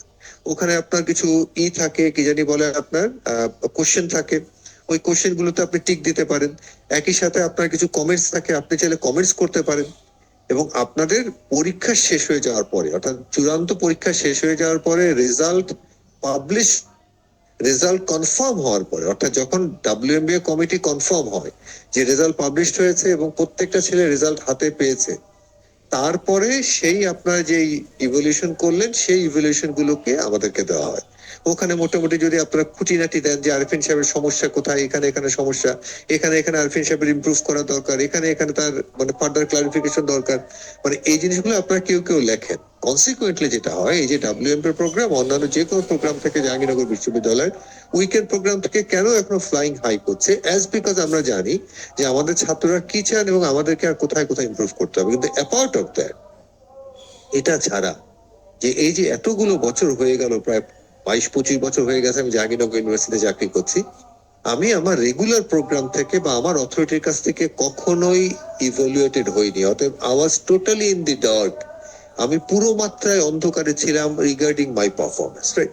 তো সেই ক্ষেত্রে আমরা বলছি যে এই যে আমাদের পারফরমেন্স ইভ্যালুয়েশনটা হবে, এই পারফরমেন্স ইভ্যালুয়েশন হবে জয়েন্টলি, অর্থাৎ আমাকে ইভ্যালুয়েট করার পরে আমাকে জানানো হবে, আমাকে জানানো হয় যে আমাকে কোন কোন বিষয় ইভ্যালুয়েট করা হচ্ছে, রাইট? এবং ইভ্যালুয়েশনের পরে তারা খুবই ডিসেন্টলি এবং সিক্রেটলি আমার ইভ্যালুয়েশনটা শুধু আমাকেই দেওয়া হবে, রাইট? আমার অন্য কোনো কলিগরা জানবেন না যে আমাকে, আমি কিভাবে ইভ্যালুয়েটেড হয়েছি। হ্যাঁ, আমি যদি খারাপ কিছু হয়ে থাকে তাহলে অথরিটি এসে আমার সাথে আলাপ করবেন। যদি ভালো কোনো ইভ্যালুয়েটেড হয় তখন অথরিটি ওপেনলি জানায় যে শিক্ষক ভালো করেছেন, কিন্তু খারাপ হলে উনি কখনো জানান না, ওটা উনি ব্যক্তিগতভাবে পার্সোনালি উনি ডিসকাশনে আসেন। তাহলে এই যে দেখেন উনারা যে প্রক্রিয়াটা করেছেন জয়েন্টলি, এর ফলে আমি জানতে পারছি যে আমার লুফলস গুলো বা আমার লিমিটেশনস গুলো কোথায়, এন্ড অ্যাকর্ডিংলি আমি আমাকে ইমপ্রুভ করতে পারছি। আর একই সাথে আমরা বলছি যে তাহলে আমি যখন ভালো পারফর্ম করলাম, তাহলে এই পারফরমেন্সের রিওয়ার্ড কি, এর একটা রিওয়ার্ড থাকতে হবে। আমি যদি ভালো পারফর্ম রিপিটেডলি না করতে পারি, তারও একটা পানিশমেন্ট থাকতে হবে, এবং সেটাও আমাদের এখানে আছে, রাইট? এবং সে কারণে আমরা বলি যে আপনারা you should take this performance evaluation of the faculty very seriously, এবং খুব খোলামেলা ভাবে আপনারা এই কমেন্টস গুলো করবে। ইভেন একই সাথে আপনারা দেখবেন যে আপনাদের প্রত্যেকটা স্ট্র্যাটেজিক পয়েন্টে ইনস্টিটিউশনে আমরা কিছু বক্স রেখেছি। যেমন আপনাদের ইসে আছে, কি জানি বলে, সেমিনার লাইব্রেরির ভিতরে একটা বক্স আছে, আপনাদের কি জানি বলে যে ক্লাসরুমে যে করিডোর আছে ওখানেও দেখবেন একটা বক্স আছে, এবং ওই বক্স গুলো আমরা বলি কমপ্লেন বক্স। অর্থাৎ আপনার যদি ইনস্টিটিউশনে যদি আপনাদের কমপ্লেন থাকে, আপনার ওখানে নাম ঠিকানা লেখার দরকার নেই, আপনি একটা কমপ্লেন লিখে আপনি বক্সের ভিতরে ফেলে রাখবেন, রাইট? এবং অনেস্টলি স্পিকিং, ওই কমপ্লেন বক্সটা আমাদের যখন মিটিং হয়, আমাদের যে ইনস্টিটিউশনের যে আপনার একাডেমিক মিটিং হয়, সেই মিটিং এর আগে আপনার কোনো একজন রেসপন্সিবল শিক্ষক আছেন, সেটা আমরা জানাচ্ছি না আপনাদেরকে, সেই চাবিটা শুধুমাত্র একজন রেসপন্সিবল শিক্ষকের কাছে থাকেন এবং এটা রোটেট হয়, যেন উনি ওখানে স্বেচ্ছাচারিতা না করতে পারেন, রাইট? সো আপনার ওনাকে বলা হয় যে আপনি ওটা খুলে নিয়ে আসেন, এবং উনি খুলে নিয়ে এসে আপনার সেই যে আপনাদের যদি কোনো থাকে ওখানে কমেন্টস থাকে, সেই কমেন্টস গুলো উনি একাডেমিক কমিটিতে শেয়ার করেন। এবং যদি ওখানে ভ্যালিড কমেন্ট থাকে, অর্থাৎ সত্যিকার অর্থে ভালো কোনো কমেন্টস থাকে, ইনস্টিটিউশন চেষ্টা করে ওই কমেন্টস গুলোকে ম্যাটেরিয়ালাইজ করা। অতএব এই যে দেখেন যে আপনারা যে ক্রিটিসাইজটা করলেন বা আপনারা যে ইভ্যালুয়েশনটা করলেন, সেই ইভ্যালুয়েশনও আমরা কনসিডারেশনের ভেতরে আনি। তাহলে এটাও কাইন্ড অফ রিওয়ার্ড, রাইট? তাহলে আমি যখন পারফর্ম ভালো করছি, যেমন আমাদের এখানে আছে WMBA প্রোগ্রামে, খুব সিনসিয়ারলি বলি যে সমস্ত শিক্ষকরা খুব ভালো পারফর্ম করেন প্রতি সেমিস্টারে, তাদেরকে প্রত্যেক সেমিস্টারে কোঅর্ডিনেশন কমিটি থেকে একটা ছোট্ট, একেবারে খুবই ছোট একটা, কিন্তু একটা ছোট্ট টোকেন গিফট দেওয়া হয়, এবং সবার সামনে এই টোকেন গিফটটা দেওয়া হয়, সো দ্যাট উনি যেন ইন্সপায়ার্ড হয় তার পারফরমেন্সটা কন্টিনিউ করার জন্য, এবং বাকিদের ভেতরেও যেন সেই স্পিরিটটা বা ইন্সপিরেশনটা স্প্রেড হয় to perform better then before, right? So এই প্রক্রিয়ার মাধ্যমে আপনি যেটা করতে পারেন, এমপ্লয়ি মোটিভেশনটা বাড়াতে পারেন। তাহলে আমরা যেটা দেখলাম যে এমবিও তে বেসিক্যালি 4টা স্টেপ।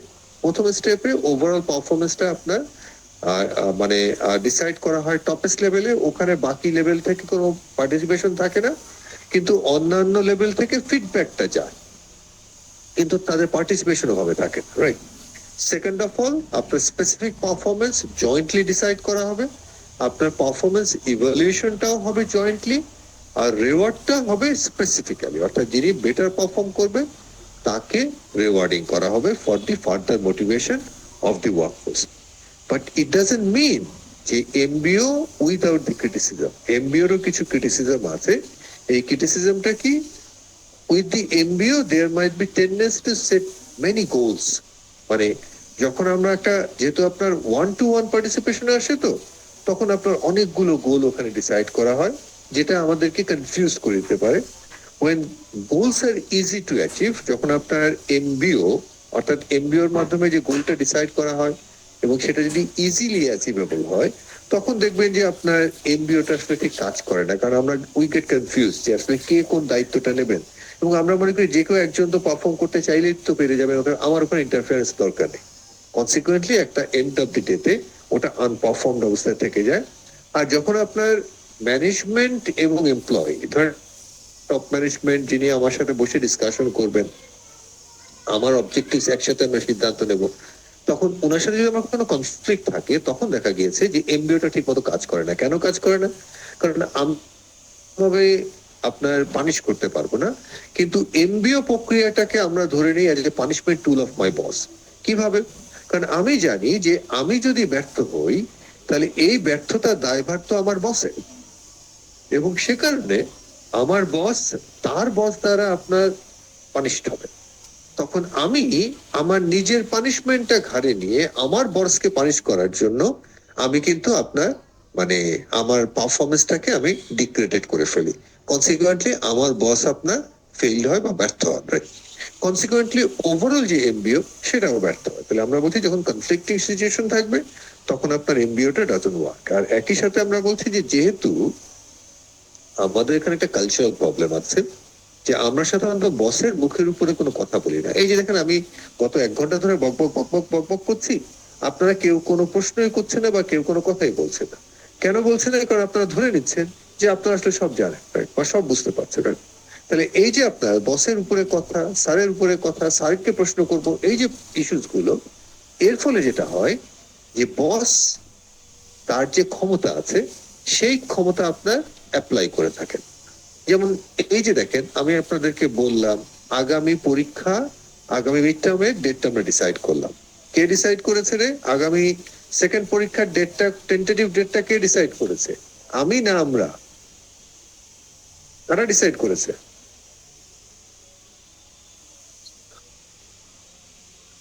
জি মোহিত, আব্দুল্লাহ মোহিত স্যার, আপনি একটা ওপিনিয়ন চাইছিলেন, ওইটা সবাই সম্মতি হয়েছে ওপিনিয়নে।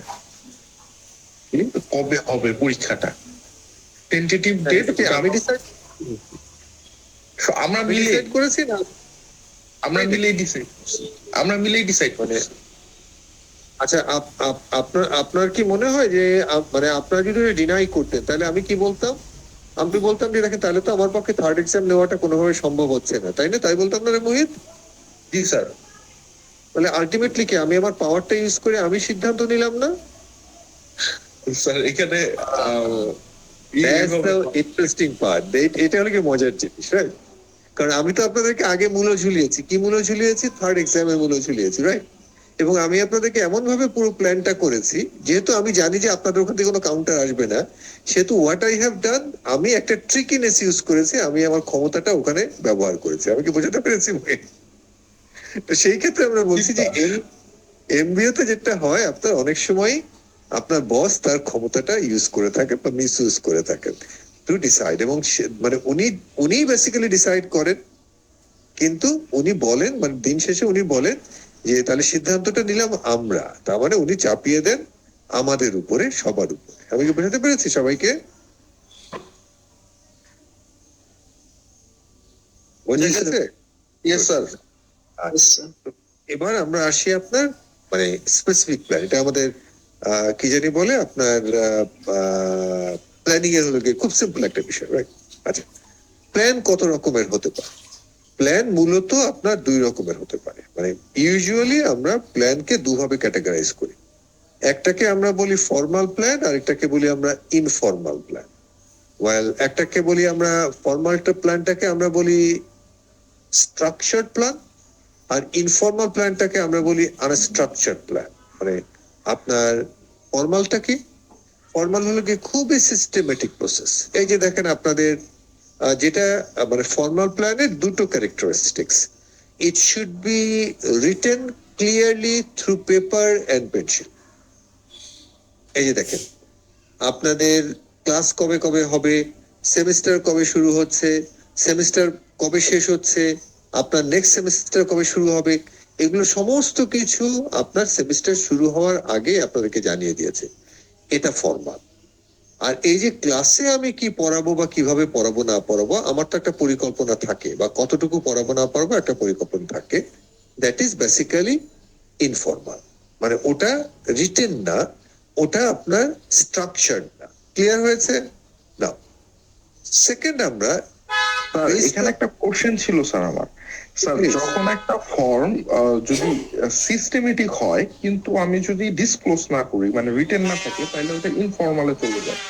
হুম, এক্স্যাক্টলি, এক্স্যাক্টলি। মানে তার কারণ হলো গিয়ে যে কথার কথা, আপনি আপনার বন্ধুকে তার বার্থডেতে সারপ্রাইজ দিতে চাচ্ছেন, বুঝতে পেরেছেন মোহিত? জি স্যার। ওয়েল, আপনি জানেন যে বন্ধু 5টার সময় বাসায় থাকে, বা সকালবেলা 7 সকালে আপনি বন্ধুর বাসায়, নত খুব কাছের বন্ধু বেজে উঠবেন, আপনি তাকে 7 সকালে যে সকাল 6টার সময় আপনি চিন্তা করলেন বার্থডে উইশ করবেন। আপনি কি জানি বলে তার জন্য একটা বই কিনেছেন, দুটো আপনার মানে কি জানি বলে ফুল কিনেছেন, নিয়ে সকাল 6টার সময় আপনি তার বাসায় দরজার সামনে যে পৌঁছালেন। আপনি কি কাগজে কলমে লিখেছেন মোহিত? না না। কিন্তু এটা আপনি 6টার সময় কি আপনার বন্ধুর বাসার গেটের সামনে যে দাঁড়িয়েছেন? হুম তাহলে ওটা কি আপনার ফর্মাল প্ল্যান না informal plan? Informal. Exactly, right. আর ওই যে ধরেন যে আপনারা কি জানি বলে কদিন আগে আহ, আহ, আহ, ইফতারের কাজ করলেন, মানে ইফতার করলেন, ইফতার প্রোগ্রাম করলেন, আপনারা মাস্টারদেরকে দাওয়াত দিয়েছেন না? জি কেন আমরা জানতাম না কবে আপনারা প্রোগ্রাম করবেন, কটার সময় ইফতার? আমরা জানতাম না? সবই তো জানতাম, জানতাম না?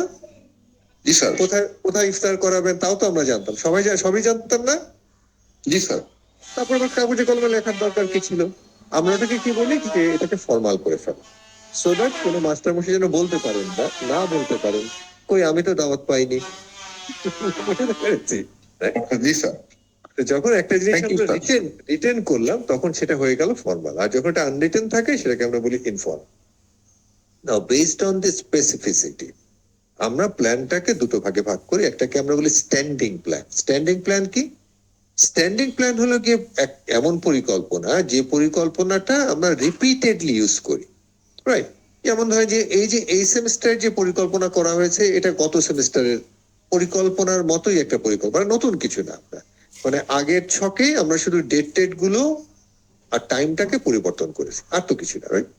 তাহলে আগেরটা কি ছিল তার আগের অনুযায়ী, অর্থাৎ যখন আমরা WMBA প্রোগ্রাম শুরু করেছি তখনই আপনার সেমিস্টার কিভাবে রান করানো হবে তার একটা পরিকল্পনা করানো হয়েছে। প্রতি বছরই সেই পরিকল্পনাটাই নতুন আঙ্গিকে রিপিট করা হচ্ছে। তাহলে এই যে আপনার পুরনো পরিকল্পনায় নতুন করে রিপিট করা, এটাকে আমরা বলছি স্ট্যান্ডিং প্ল্যান। যে পরিকল্পনাটা বারবার করে আমরা ইউজ করি একটু নতুন আঙ্গিকে, right? আর প্রজেক্ট প্ল্যানটা কি? প্রজেক্ট প্ল্যান হলো গিয়ে বা আপনার এটাকে আমরা বলি সিঙ্গেল ইউজ প্ল্যান বা আমরা সাধারণত বলি প্রজেক্ট প্ল্যান। প্রজেক্ট প্ল্যান বা সিঙ্গেল ইউজ প্ল্যানটা কি? যে পরিকল্পনাটা আমরা একবারই ব্যবহার করে থাকি, অর্থাৎ ওই পরিকল্পনাটা একবার ব্যবহার করে ফেলার পরে দ্বিতীয়বার ওই পরিকল্পনা আর কখনো ব্যবহার করা হয় না। সেটাকে আমরা বলি আপনার সিঙ্গেল ইউজ প্ল্যান বা প্রজেক্ট প্ল্যান। যেমন ধরেন যে আমাদের পদ্মা সেতু হয়েছে, এখন আমরা অনেকেই শুনছি যে আমাদের আরেকটা পদ্মা সেতু করার চিন্তা ভাবনা করছেন কষ্ট। তাহলে পদ্মা সেতুর তো একটা পরিকল্পনা গভর্নমেন্টের আছে, আছে না? আপনারা কি মনে করেন যে সেই একই পরিকল্পনা আপনার দ্বিতীয় পদ্মা সেতু করার জন্য আপনার কাজে লাগবে? তার একটা আরেকটা হ্যাঁ এক্স্যাক্টলি, আরো লাগবে না একটা স্যার। লাগবে না, রাইট? তাহলে ওটার জন্য কি করতে হবে? আমাকে নতুন আরেকটা পরিকল্পনা করতে হবে। যেমন জলজ্যান্ত যদি একটা উদাহরণ দিই আপনাদেরকে, যে আমাদের আপনার বুড়িগঙ্গার উপরে প্রায় 11টা সেতু হয়েছে, বাংলাদেশ চায়না ফ্রেন্ডশিপ সেতু। তাহলে আপনারা কি মনে করেন যে প্রথম সেতু আপনার যে পরিকল্পনা দিয়ে করা হয়েছিল দ্বিতীয় সেতু একই পরিকল্পনা দিয়ে করা হয়েছে? না, দ্বিতীয় সেতুর জন্য আমাকে আবার নতুন পরিকল্পনা করা হয়েছে। খুব রিসেন্টলি আপনার যমুনা সেতুর কাছে পাশে আপনার ঠিক পাশে আপনার যমুনা রেল সেতু করা হয়েছে। তাহলে যমুনা সেতুর তো পরিকল্পনা ছিলই, তার পাশেই তো রেল সেতু করা হয়েছে, তো একই পরিকল্পনা আমরা ইউজ করতে পারতাম। গভর্নমেন্টকে সেটা করেছেন? অ্যান্সার ইজ না। তাহলে এই যে আপনার যে পরিকল্পনাটা একবার ইউজ করা হয় সেটাকে আমরা বলি প্রজেক্ট প্ল্যান। আর ইন টার্মস অফ ব্রেথ, পরিকল্পনাকে আমরা দুটো ভাগে ভাগ করি।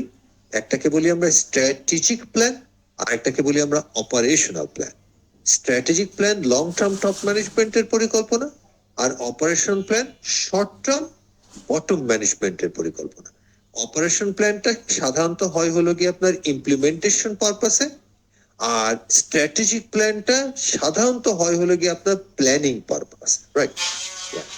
আর অ্যাপার্ট অফ এটা ছাড়া আরেক ধরনের পরিকল্পনা আছে যেটাকে আমরা বলি কন্টিনজেন্সি প্ল্যান। কেউ কেউ বলে এটাকে সিচুয়েশনাল প্ল্যান, কখনো কখনো এটাকে আমরা বলি প্ল্যান বি, প্ল্যান সি। যেমন আপনারা অনেক সময় বলেন I have a plan B, I have a plan C. তার মানে কি?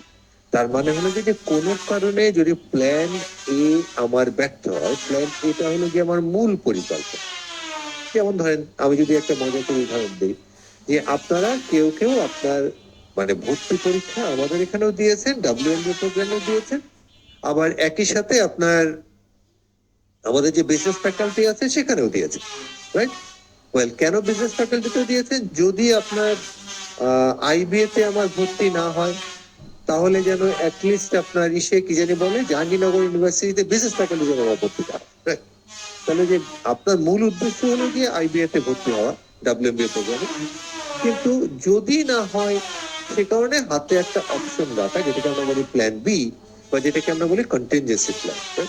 তাহলে কন্টিনজেন্সি প্ল্যান মানে কি? যে in case of any emergency, যেখানে আমার মূল পরিকল্পনাটা কাজ করতে ব্যর্থ হচ্ছে, তারপরেও আমাদের পরিকল্পনা মতো আপনার কাজটাকে আগিয়ে নেওয়ার জন্য আমরা সেকেন্ড আরেকটা পরিকল্পনা বা থার্ড আরেকটা পরিকল্পনা মাথায় রাখি, যেটাকে আমরা বলি কন্টিনজেন্সি প্ল্যান। পরিষ্কার হয়েছে কন্টিনজেন্সি প্ল্যানটা কি জিনিস? জি স্যার। বাট মনে রাখবেন, contingency plan and contingency factors of the plan, একটা হলো কি আমার কন্টিনজেন্সি প্ল্যান, আরেকটা হলো কি contingency factors of the plan. এ দুটো কিন্তু এক না। Contingency factor of the plan মানে কি? আন্ডার হোয়াট সার্কামস্টেন্সেস, কোন সিচুয়েশনে আমি কোন ধরনের পরিকল্পনা নেব। Such as level of management, অর্থাৎ আপনি ম্যানেজমেন্টের কোন লেভেলে আছেন। আপনি যদি বটম লেভেলে হয়ে থাকেন তাহলে অবভিয়াসলি আপনি অপারেশনাল লেভেলে প্ল্যানের সাথে বেশি ইনভলভ থাকবেন, স্ট্র্যাটেজিক প্ল্যানে আপনার ইনভলভমেন্ট নেগলিজিবল। যদি আপনি টপ ম্যানেজমেন্টের অংশ হয়ে থাকেন তাহলে আপনি স্ট্র্যাটেজিক প্ল্যানে আপনার ইনভলভমেন্টটা বেশি রাদার দেন অপারেশনাল প্ল্যান। তাহলে আপনি কোন লেভেলে আছেন ম্যানেজমেন্টের, তার উপর নির্ভর করবে যে আপনি কোন ধরনের পরিকল্পনাতে বেশি involve. Second of all, degree of environmental certainty or uncertainty. Environment যদি সার্টেন হয় তাহলে আপনি আর প্ল্যান বি করেন, প্ল্যান সি তো মাথায় আসে না, রাইট? কিন্তু more the environment is volatile, more the environment is uncertain, environment যত বেশি আনসার্টেন হয় তত বেশি আপনার প্ল্যান বি প্ল্যান সি আপনার মাথায় থাকে। যেমন ধরেন আপনারা যারা অফিস করেন, ঢাকাতে থাকেন বা ঢাকাতে চাকরি বাকরি করেন, রাইট? প্রতিদিনই আপনাকে ঠিক মানে প্রাইভেট অফিস করলে যেটা হয় যে আপনার অফিসের তো আসলে যদিও বলে যে আপনার 3:30টার ভেতর অফিস ছুটি হয়ে যাচ্ছে, প্রাইভেট অফিসে 3:30 4:30 কোনো ফ্যাক্টর না। আমার এক পরিচিত তো আপনার উনি সেদিনও আপনার বাসায় ফিরলেন রাতে 10:30টার সময় অফিস করে বাসায় ফিরলেন, রাইট? তো তাহলে ওটা তো ভেরি মাচ আনসার্টেন, আদৌ আপনি আসতে পারবেন কি আর পারবেন না। ধরেন আপনি ধরলাম আপনার 5টার সময় আপনার অফিস ছুটি হয়েছে, আপনি রাস্তায় যে জ্যামের অবস্থা আপনি নিশ্চিত না যে আপনি আদৌ বাসায় পৌঁছাতে পারবেন না, পারবেন কি না ইফতারের আগে। অথবা আপনি কি করলেন, আপনি আপনার মানে ব্যাগের ভেতরে ছোট্ট একটু পানির একটা ডিব্বা বা পানির একটা বোতল আপনি ক্যারি করলেন। যদি বাসায় পৌঁছাতে না পারি অনলাইন অন টাইমে, তাহলে অ্যাটলিস্ট রাস্তাতে দাঁড়িয়ে কোথাও বা রাস্তাতে বসে কোথাও আপনার এক গ্লাস পানি খেয়ে নেবো বা এক ঢোক পানি খেয়ে নেবো। তাহলে কিন্তু যদি আপনি সার্টেন থাকেন, মানে আপনি যখন বাসায় আছেন তখন আপনি তো নিশ্চিত যে আপনি বাসায় আছেন, তাই? তখন কিন্তু আর আপনি পকেটে সবসময় এক বোতল পানি ক্যারি করছেন না, কারণ আপনি নিশ্চিত যে জানেন মোটামুটি যে আপনার পকেটে পানি ক্যারি করার দরকার নেই। তাহলে আমরা বলছি যত এনভায়রনমেন্ট আনসার্টেন তত আমাদের আপনার কন্টিনজেন্সি প্ল্যানের উপরে বেশি নির্ভরশীল থাকতে হয়। আর যত আমরা সার্টেন তত আমাদের স্ট্যান্ডিং প্ল্যান অর্থাৎ একই প্ল্যান আমরা বারবার ইউজ করতে পারি। আর লেন্থ অফ দি কমিটমেন্ট অর্থাৎ আপনি কত সময়ের জন্য প্ল্যান করছেন। যদি দীর্ঘমেয়াদে প্ল্যান করে থাকে তাহলে ওটা আপনার স্ট্যান্ডিং আর কি যেন বলে আপনার স্ট্র্যাটেজিক প্ল্যান। আর যদি শর্ট টার্ম প্ল্যান করে থাকেন তাহলে মোটামুটি এটাকে আমরা বলে ফেলতে পারি যেটা অপারেশনাল প্ল্যান বা bottom level. Question? No question. তাহলে প্ল্যানিং এর এই পর্যন্ত আমাদের শেষ। কোনো প্রশ্ন আছে? না স্যার। তাহলে আমি আপনাদেরকে জানিয়ে রাখি যে এই যে স্লাইডটা, এখান থেকে আমি কি ধরনের প্রশ্ন করে থাকি, আমি সাধারণত 2 ধরনের প্রশ্ন করি এখান থেকে। ছোট্ট শর্ট নোট হয়তো আমি আপনাকে প্রশ্ন করতে পারি যে জেনারেলি আমরা প্ল্যানকে কত টাইপের ভাগ করি। আপনি বললেন ফর্মালি ইনফর্মালি ব্রিফলি এক্সপ্লেন করলেন, 2 মার্ক পরীক্ষা ভাবে লিখতে পারলে 2 মার্ক করে দেবেন। এটা হলো কি এক না ধরনের প্রশ্ন, শর্ট নোট, রাইট? মানে এই টার্মগুলো আপনি ফ্যামিলিয়ার কিনা, অথবা আমি কখনো কখনো আপনার এই টার্মগুলো যেমন আপনার স্ট্র্যাটেজিক প্ল্যান এই কনসেপ্টটা আপনার কাছে ক্লিয়ার কিনা, বা কন্টিনজেন্সি প্ল্যান এই কনসেপ্টটা আপনার কাছে ক্লিয়ার কিনা, এটা হলো কি আমার শর্ট নোট আমি বলি সাধারণত, রাইট? আরেকটা হলো কি আছে কেস বেস। আমি আপনার একটা প্রশ্ন করি, মানে কেস করি, ওই যে আপনাদেরকে ফার্স্ট এক্সামে যেরকম একটা কেস দিয়েছিলাম, কেস করে আপনার প্রশ্ন করুন যে আপনি এই সিচুয়েশনে আপনি কোন ধরনের পরিকল্পনা আমাকে রিকমেন্ড করেন। আমি ওখানে প্রশ্নের ভেতরে টার্মগুলো লিখে দেবো, এটা কি আপনি specific, single use, strategic, operational না কন্টিনজেন্সি, কোন ধরনের পরিকল্পনা আপনি আমাকে রিকমেন্ড করবেন এই সিচুয়েশনে। তার সাথে আমি এও বলে রাখি জাস্টিফাই ইউর রিকমেন্ডেশন, অর্থাৎ আপনি যেটা রিকমেন্ড করলেন সেটাকে জাস্টিফাই করতে, আর একই সাথে আপনি এক্সপ্লেন করবেন, আর একই সাথে আপনি আপনার দাবির পক্ষে সিচুয়েশন থেকে যুক্তি দেবেন। এখান থেকে হয়তো আমি সরাসরি প্রশ্ন করি কখনো কখনো এমবিও কাকে বলে, বা এমবিওর ক্যারেক্টারিস্টিক্স গুলো কি, বা এমবিওর ক্রিটিসিজম কি, এই ধরনের প্রশ্ন করি। অথবা হয়তো আমি প্রশ্ন করি যে কেস বেস দিয়ে আমি আপনাকে বলবো যে আপনার কি মনে হয় যে এই সিচুয়েশনে আপনার বস বা এই অর্গানাইজেশনটা আপনার এমবিও প্র্যাকটিস করছে, জাস্টিফাই করেন ব্রিফলি এক্সপ্লেনিং ইউর ক্লেম। আমি বলতে পেরেছি কি ধরনের প্রশ্ন আমরা করি?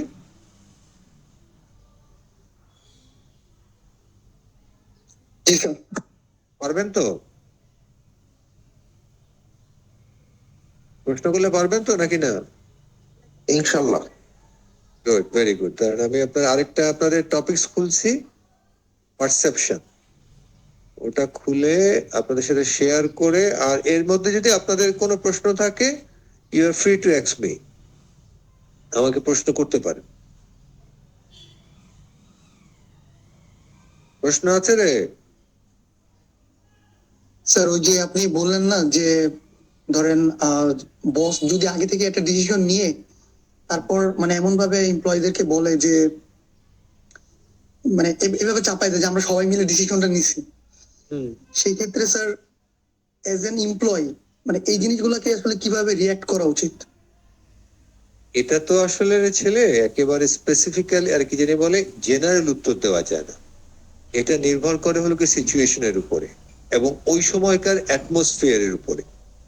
মানে ওখানে যদি বস খুব মুডে থাকেন তাহলে আপনাকে একভাবে বিহেভ করতে হবে। রিমেম্বার দ্যাট, ওই যে ওটা আজকে আপনাদেরকে শিখাবো। আজকে এখন আমরা বিহেভিয়ারেতে যাবো, তো সেখানে আমি বলবো যে কোনো একটা অর্গানাইজেশনকে বুঝতে হলে সেই অর্গানাইজেশনের বসের বিহেভিয়ারটা আপনাকে বুঝতে হবে, রাইট? ঠিক ওই একই ভাবে আপনাকে রিমেম্বার দেয় আপনার প্রাইভেট জবে বা সরকারি চাকরিতে এক্সেপ্ট আমাদের টিচিং থাকে, মানে তাও টিচিং এও যদি আপনি বসকে হ্যাপি রাখতে পারেন তাহলে আপনার আপগ্রেডেশন, প্রমোশন, কনফার্মেশন এগুলো খুব দ্রুত হবে। যেমন ধরেন আমার ক্ষেত্রে যেটা হয়েছে যে আমি কখনো বসকে ওইভাবে তেল মারে চলিনি, অথবা আমার সবকিছু একটু একটু করে ডিলে হয়েছে এবং আমাকে অনেক সময় শুনতে হয়েছে যে ও তো আমার কাছে আসেও না একবার, সেটা বললেও না আমাকে, right? তাহলে এটা আপনার জেনারেল কোনো উত্তর দেওয়া যায় না, এটা আপনার স্পেসিফিক। আপনাকে কন্টিনজেন্সি, যেটাকে আমরা বলি সিচুয়েশন, বুঝতে হবে। And according to the situation আপনাকে সিদ্ধান্ত নিতে হবে।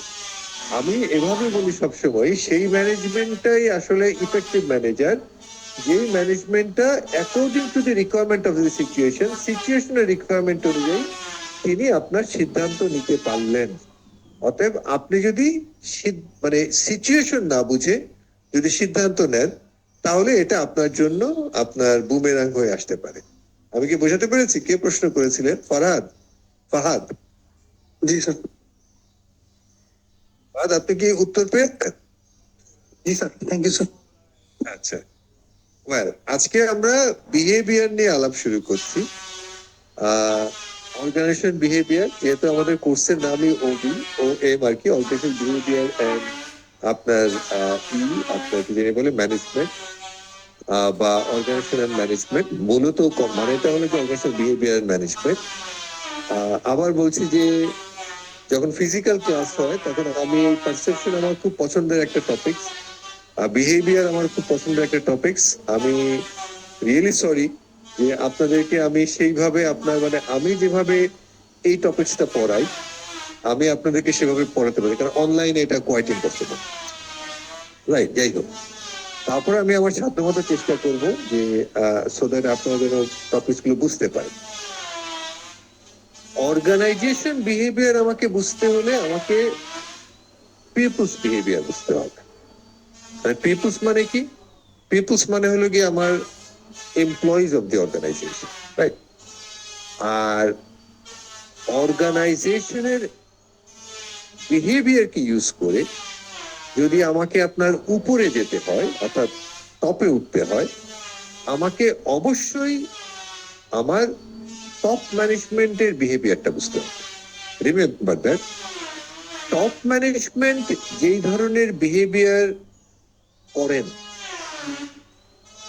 বা যে ধরনের বিহেভিয়ারে বিশ্বাস করেন, একটা অর্গানাইজেশনের behaviour norms and system and values and philosophy ঠিক এক্স্যাক্টলি সেভাবেই নয়। এবং সে কারণেই দেখবেন যে একটা অর্গানাইজেশনের বস যখন বদলে যায় বা একটা দেশের বস যখন বদলে যায়, যেমন ধরেন যে আপনার ট্রাম্প সাহেবের আগে বাইডেন সাহেব ছিলেন আপনার আমেরিকার প্রেসিডেন্ট, ওই সময় আমেরিকার যে অ্যাটমসফিয়ার আর এখন ট্রাম্প সাহেবের সময় আমেরিকান যে অ্যাটমসফিয়ার, মানে এটা আপনাদেরকে ব্যাখ্যা করে বলা দরকার নেই, আপনারা নিজেরাই ফিল করতে পারেন। Are not the same. Trump সাহেবের পরে যদি অন্য কেউ আসেন তাহলেও আপনার একই যে অবস্থা থাকবে, নট লাইকলি, রাইট?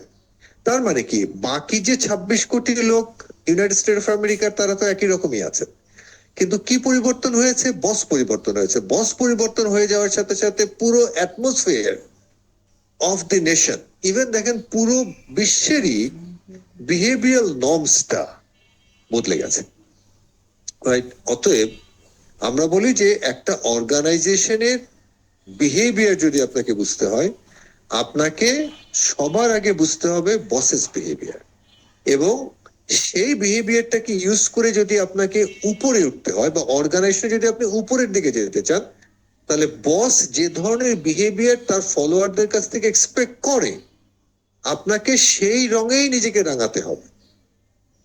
আপনি যদি তার কাউন্টার দেন, রিমেম্বার দ্যাট আপনি হয়তো টিকে থাকবেন কিন্তু উপরে উঠতে পারবেন না। এটা জলজ্যান্ত সত্যি। এখন আপনি বলবেন যে আপনি আপনার বসকে তোয়াজ করবেন না, বসকে আপনার ওয়েলিং করবেন না, করেন না। তাতে যেটা হবে যে হ্যাঁ, হয়তো আপনি ব্যক্তিগতভাবে এক ধরনের একটা স্যাটিসফ্যাকশন পাবেন যে আপনি আপনার বসকে তোয়াজ করেননি, কিন্তু আপনি হয়তো দেখবেন যে আপনার থেকে লো প্রোফাইল নিয়ে, লো কোয়ালিটিস নিয়ে আপনার মানে আপনার নিচের ম্যানেজমেন্টটা তত্তর তত্তর করে আপনার উপরে উঠে যাচ্ছে, কিন্তু আপনার প্রমোশন আপগ্রেডেশন এগুলো আর হচ্ছে না। যাই হোক, এটা হলো গিয়ে আপনাদেরকে ফিলোসফিক্যাল কথা বলে রাখলাম, মাথায় রেখেন। এখন যারা চাকরি করছেন, যাদের সাথে বসের খুব একটা ভালো সম্পর্ক নেই, তারা ব্যাপারটা মাথায় রাখেন। আর যারা আপনার ভবিষ্যতে চাকরি বাকরি করবেন এবং বসকে চ্যালেঞ্জ করবেন বলে আপনি মনে রাখছেন, মনে রাখবেন, আমরা যতই ডেমোক্রেসির কথা বলি না কেন, রাইট, ম্যানেজমেন্টের একটা অটোক্রেসি বা অথরিটিজম চলেই, এটা আপনি অস্বীকার করতে পারবেন না। যে যত বড়ই ডেমোক্রেটিক নেতা হোক, সে আজকে না হোক কালকে একবার বলবেই, আপনি কি আমার উপরে কথা বলতে চাচ্ছেন, আপনি কি আমার উপরে ডিসিশন চাপিয়ে দিতে চাচ্ছেন, right? বা আপনি আমাকে জানাতে চাচ্ছেন আমার কি করা উচিত, এটা টপেস্ট ডেমোক্র্যাট বসও বলবে। সে কারণে আমরা সবসময় বলি, boss always run by two rules. Boss দুটো রুলস দ্বারা রান হয়। এক number, boss cannot make a mistake, boss কখনো ভুল করেন না, রাইট? Rules number two, if boss ever make a mistake, boss যদি কখনো ভুল করেন, ফলো রুলস নাম্বার ওয়ান। এক নাম্বার রুলসটা ফলো করবেন। এটা বসের ভুল না, এটা বসের experimental outcome. Experimental outcome is experimental outcome, ওটা ভুল হতে পারে না। আমি কি বোঝাতে পেরেছি? জি স্যার। Yes sir. এক্ষেত্রেই আমরা বলছি অর্গানাইজেশন বিহেভিয়ারটা তাহলে কিসের সাথে related? Directly related with three things, অর্থাৎ অর্গানাইজেশন বিহেভিয়ার তিনটা জিনিস নিয়ে ডিল করে। এক number, understanding the people's behaviour, আমি সহজ করে বলি আন্ডারস্ট্যান্ডিং দি বসেস বিহেভিয়ার। দু number, predicting the people's behaviour, আমি আরো সহজ করে বলি প্রিডিক্টিং দি বসেস বিহেভিয়ার।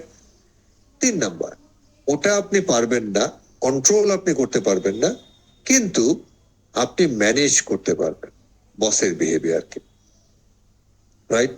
অতএব তিনটা জিনিস নিয়ে অর্গানাইজেশনাল বিহেভিয়ার ডিল করে: understanding the people's behaviour, predicting the people's behaviour, controlling the people's behaviour.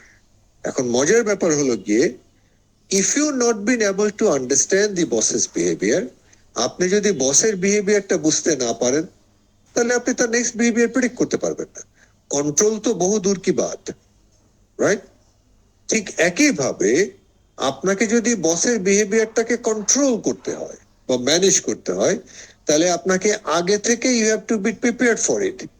এবং আগে থেকেই যদি আপনি প্রিপেয়ার্ড না থাকেন, তাহলে বস কি বিহেভ করলে কিভাবে আপনাকে অ্যাক্ট করতে হবে সে ব্যাপারে আপনি ওই যে রেডিমেড অ্যাক্ট আপনি তৈরি রাখতে পারবেন না এবং আপনি ব্যর্থ হবেন।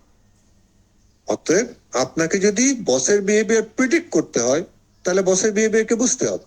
বসের বিহেভিয়ারকে ম্যানেজ করতে হলেও বসের বিহেভিয়ারকে প্রিডিক্ট করতে হবে।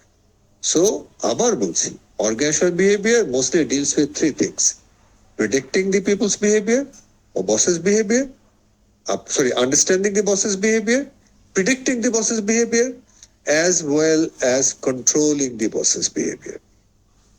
And ওই যে কথাটা বলছিলাম সেটাই আপনার স্টার দিয়ে আপনাদেরকে বলছি। Organization achieves its goal and objectives by modeling the behavior system that constitute from the top management.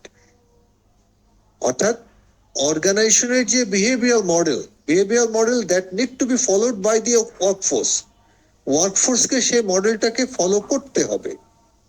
যদি আপনি ফলো করতে না পারেন তাহলে হয় আপনি কোনো মতে টিকে থাকবেন অথবা ওখান থেকে আপনি ছিটকে যাবেন, রাইট? গতকালকেও দেখলাম আমেরিকার কোন একজন আপনার সিনেটর, তিনি সম্ভবত ট্রাম্প সাহেবের কোন একটা কমিটি থেকে উনি রিজাইন করেছেন, রাইট? এবং তার রেজিগনেশন হিসেবে উনি বলছেন যে উনি তার সাথে ঠিক মেলাতে পারছেন না। তার মানে কি, যে উনি ওই কমিটিতে টিকতে পারলেন, কনসিকুয়েন্টলি ওখানে ধুকে ধুকে হয়তো এতদিন টিকে ছিলেন, পরবর্তীতে she been thrown out maybe. ওই থ্রোন আউটের আগে তিনি হয়তো মান বাঁচানোর জন্য উনি ওখান থেকে রিজেকশন দিয়েছেন বা উনি চলে এসছেন, রাইট? তাহলে আপনাকে বস মানে টপ ম্যানেজমেন্ট যে ধরনের বিহেভিয়ার চাইবে, আপনাকে সেই ধরনের বিহেভিয়ার ফলো করতে হবে। এবং আপনার সে কারণে আমরা বলছি যে অর্গানাইজেশনের বিহেভিয়ার যদি আপনাকে বুঝতে হয় তাহলে টপ ম্যানেজমেন্টের যে বিহেভিয়ারাল মডেল আছে সেটা আপনাকে বুঝতে হবে। তাহলে এই যে বিহেভিয়ার নিয়ে আমরা বলছি, এই বিহেভিয়ারটা আসলে কত ধরনের হতে পারে? বিহেভিয়ার হতে পারে আমার মোটামুটি 3 ধরনের। আমি এভাবে বলি, হয় বিহেভিয়ারটাকে আমরা বলতে পারি 6 ধরনের, অথবা আমি বলি 3 জোড়া।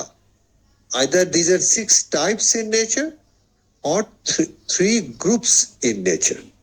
প্রথমটা কি? প্রথমটাকে আমরা বলছি মলিকুলার এন্ড মোলার। আপনাদের যে হ্যান্ডআউটটা আছে সেখানে হয়তো বলা আছে molar and molecular, just the other way around.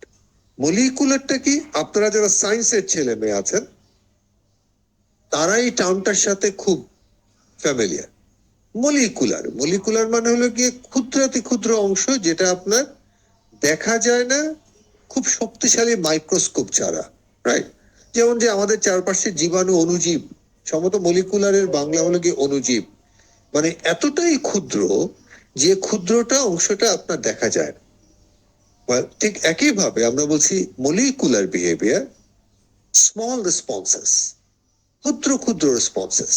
মানে আপনি আমাকে যতই অবজার্ভ করেন না কেন, আপনি আমার সমস্ত ক্ষুদ্র ক্ষুদ্র আপনার বিহেভিয়ার গুলো আপনি নোটিস করতে পারবেন না। কেন বলতে পারবেন না? কারণ আমাদের যে 5টা অর্গান আছে, চক্ষু, কর্ণ, নাসিকা, জিহ্বা, ত্বক, আমরা যখন বিহেভ করি বা আমরা যখন বিহেভিয়ার করি তখন আমাদের এই প্রত্যেকটা অর্গান একসাথে কাজ করে।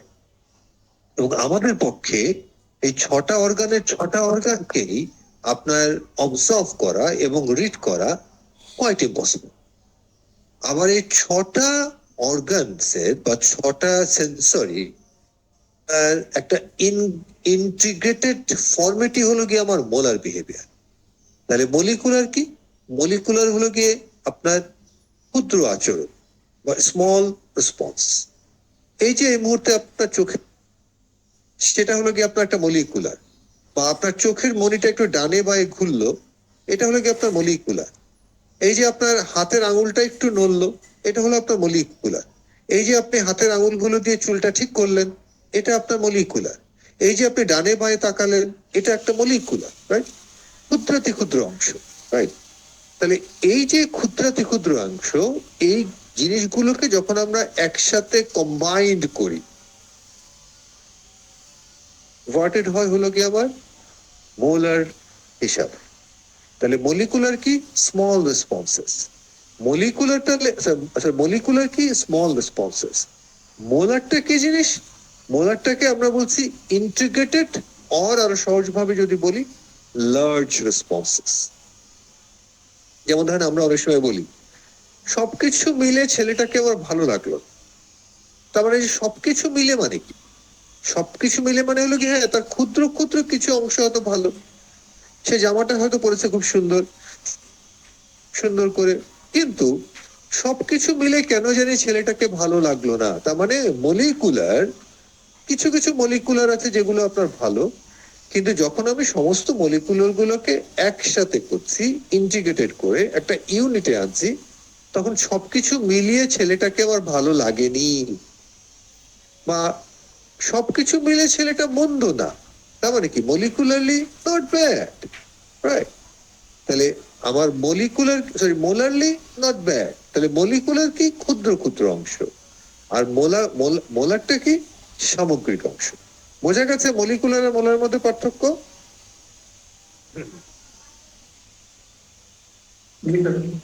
গুড। নাও সেকেন্ডটা কি?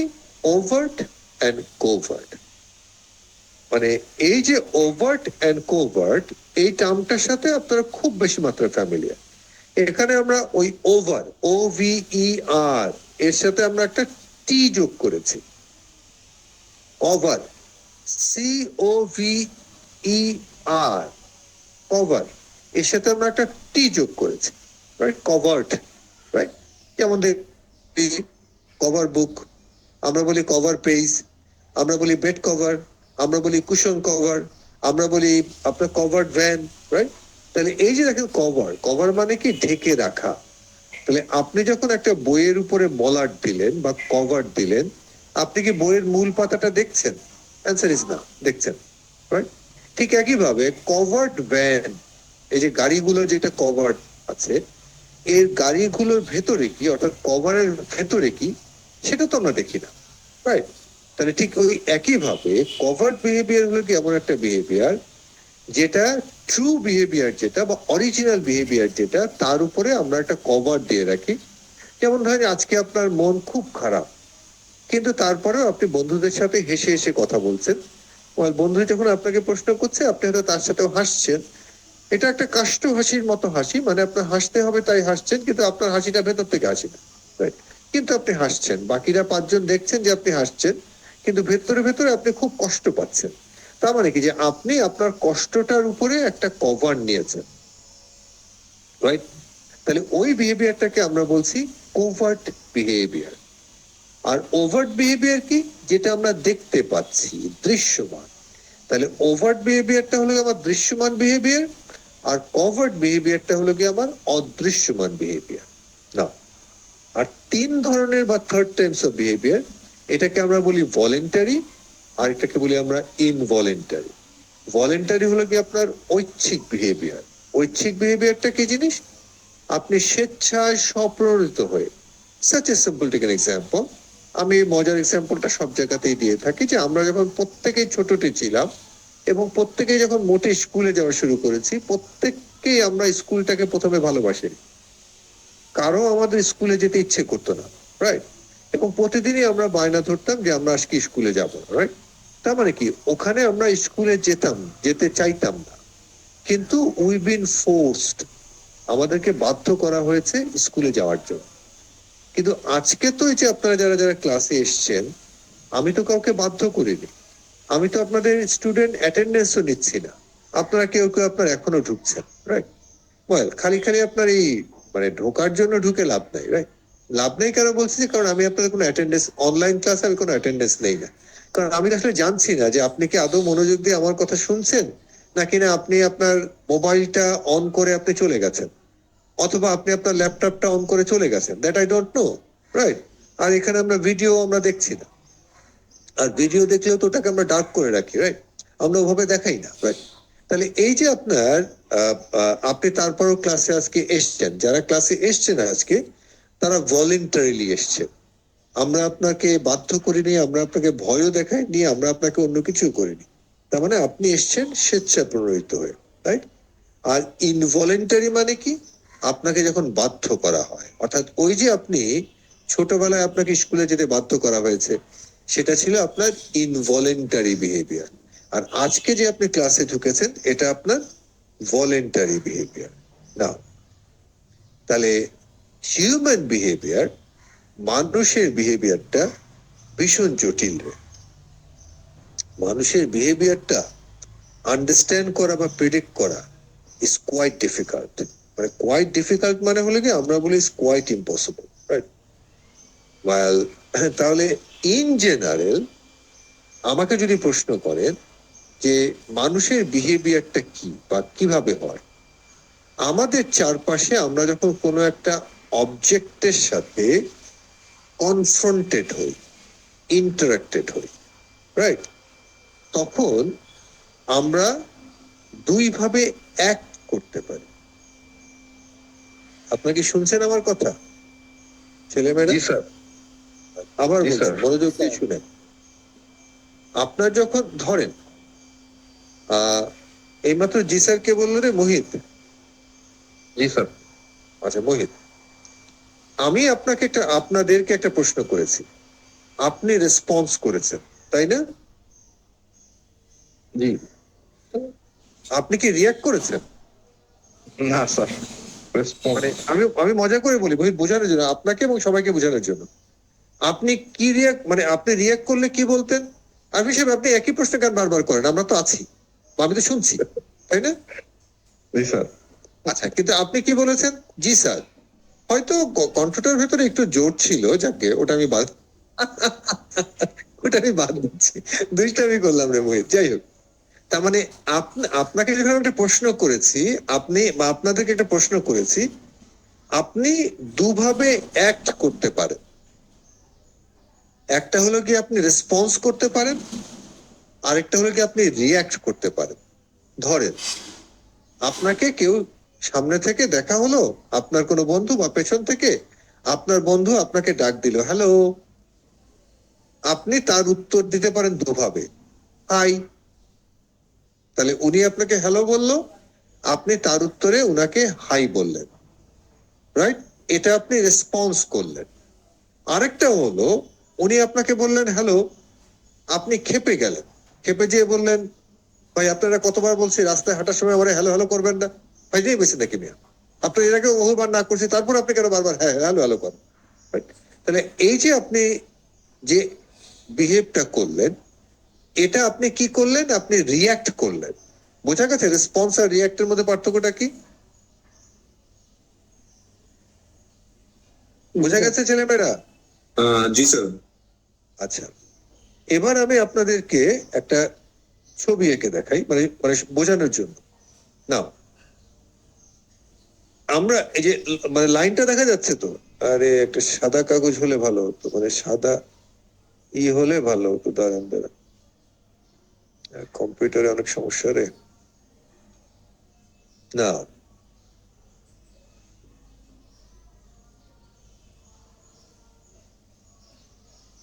এটা ধরে রাখেন একটা সরল রেখা, ধরে না, মানে সরল, মানে কম্পিউটার রাখছে তো একেবারে আপনার এভাবে হয় না, রাইট? এই যে সরল রেখা, আমাদের পক্ষে আসলে সবসময় এই সরল ভাবে, এতটা সরল ভাবে আপনার অ্যাক্ট করা আমাদের জন্য সম্ভব হয় না, রাইট? আমাদের অ্যাক্টের ভেতরে সকল সময় কিছু কিছু আপস এন্ড ডাউনস থাকে। এই যে দেখেন, কিছু কিছু আপস এন্ড ডাউনস থাকে,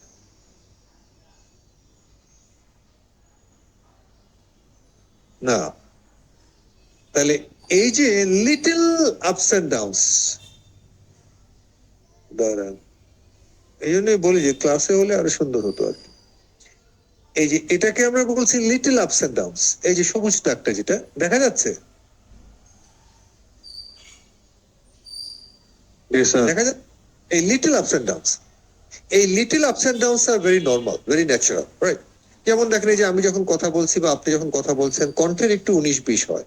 একটা গান শুনছেন, ওই গানের ভিতরে দেখবেন যে কণ্ঠ আমার মানে ভয়েসটা আপস এন্ড ডাউনস করে, রাইট? এটা খুবই ন্যাচারাল এবং এটা খুব মেলোডিয়াস, মানে যার কণ্ঠটা আপনার সুরেলা ভাবে আপনার আপস এন্ড ডাউনস করে, আমরা বলি আরে কণ্ঠটা খুব সুন্দর, রাইট? তাহলে এই যে আপনার লিটল আপস এন্ড ডাউনস, এটা ন্যাচারাল। এটা হলো গিয়ে আমাদের রেসপন্সেস। এটা আমাদের কি? Responses, responses. আর এই যে আমাদের বড় যে ব্যত্যয়টা, রাইট? এই যে আমাদের বড় ব্যত্যয়টা, এই যে আপনার নীল অংশটা, এই যে আপনার নীল অংশটা, রাইট? এই নীল অংশ যেটা, এই নীল অংশটা আপনার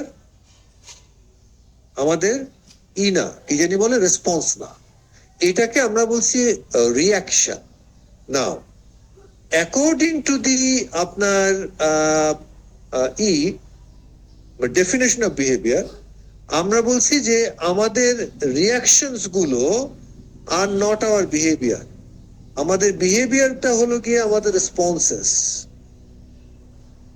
অর্থাৎ এই নীল অংশটা আমাদের বিহেভিয়ার না, এই নীল অংশটা আমাদের বিহেভিয়ার না, যদিও এটা আপনার কাছ থেকে আসছে বা আমার কাছ থেকে আসছে। আমার বিহেভিয়ারটা হলো গিয়ে এই যে আপনার ন্যাচারাল যেটা আপস এন্ড ডাউনস বা লিটল আপস এন্ড ডাউনস, সেটা হলো গিয়ে আমাদের বিহেভিয়ার। ব্যাপারটা কি পরিষ্কার হয়েছে? ক্লিয়ার? প্রশ্ন দিলে পারবেন তো? প্রশ্ন দিলে পারবেন তো? বুঝেন কিন্তু, আর কোনো কথা নাই, বার্তা নাই। আচ্ছা, আর 10 মিনিট আপনাকে, তারপর ছেড়ে দেব। না, এখান থেকে আমরা আগামী দিন শুরু করব। হুম।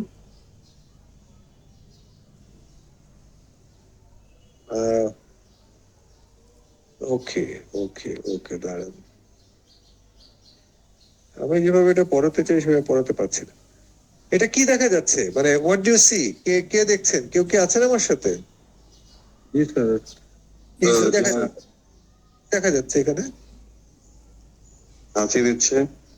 হাঁচি দিচ্ছে, কি নাকের উপরে কি আছে? টিস্যু। টিস্যু।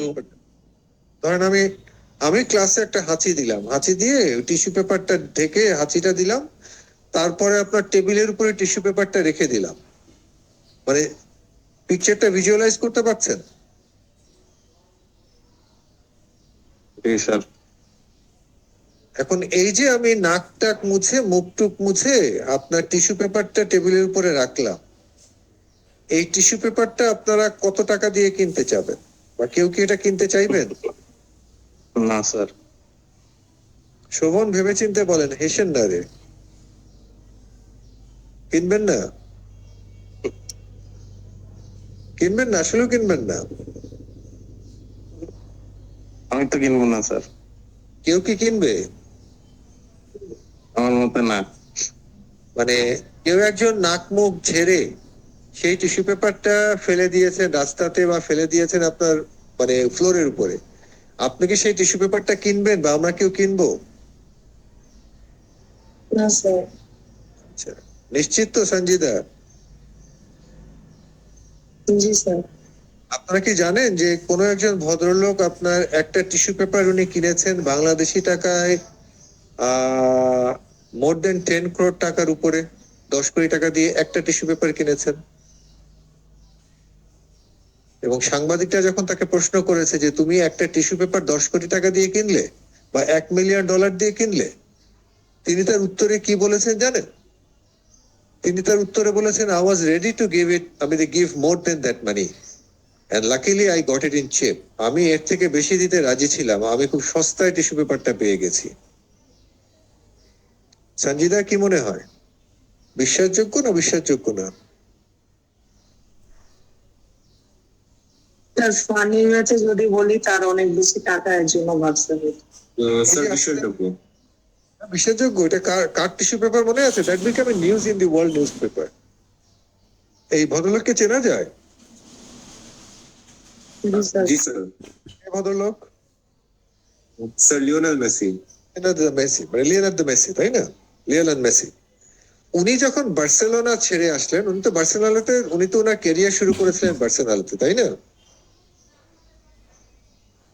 এবং বছরখানেক আগে উনি বার্সেলোনা ছেড়ে চলে আসেন, এবং বার্সেলোনা থেকে যখন উনি চলে আসেন তখন উনি ভীষণ কষ্ট পেয়েছিলেন, এবং সেই উপলক্ষে তিনি একটা আপনার করেছিলেন, ওটা আপনার মানে কি জানি বলে, আপনার ইউটিউবে ঢুকলেও ইউ ক্যান চেক ইট, মানে এখানে তো আমি স্টিল পিকচার দেখাচ্ছি, ওটা আপনারা চেক করতে পারেন যে উনি আপনার ওই সংবাদ সম্মেলনে উনি কাঁদছেন, কেঁদে ওই যে দেখেন উনি চোখের পানি, নাকের পানি, মুখের লালা একসাথে করে টিস্যু পেপারে মুছছেন, মুছে সেই টিস্যু পেপারটা উনি আপনার ফেলে দিয়েছেন, এবং সেই টিস্যু পেপারটা পরবর্তীতে নিলামে উঠেছে, এবং কোনো একজন আপনার নিলামকারী সেই টিস্যু পেপারটা আপনার কিনে নিয়েছেন $1 মিলিয়ন দিয়ে।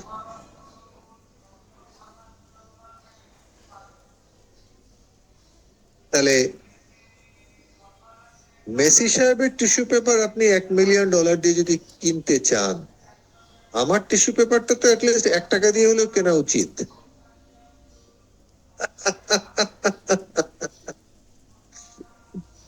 আমি কি বোঝাতে পেরেছি শোভন? জি স্যার, বুঝতে পারছি স্যার।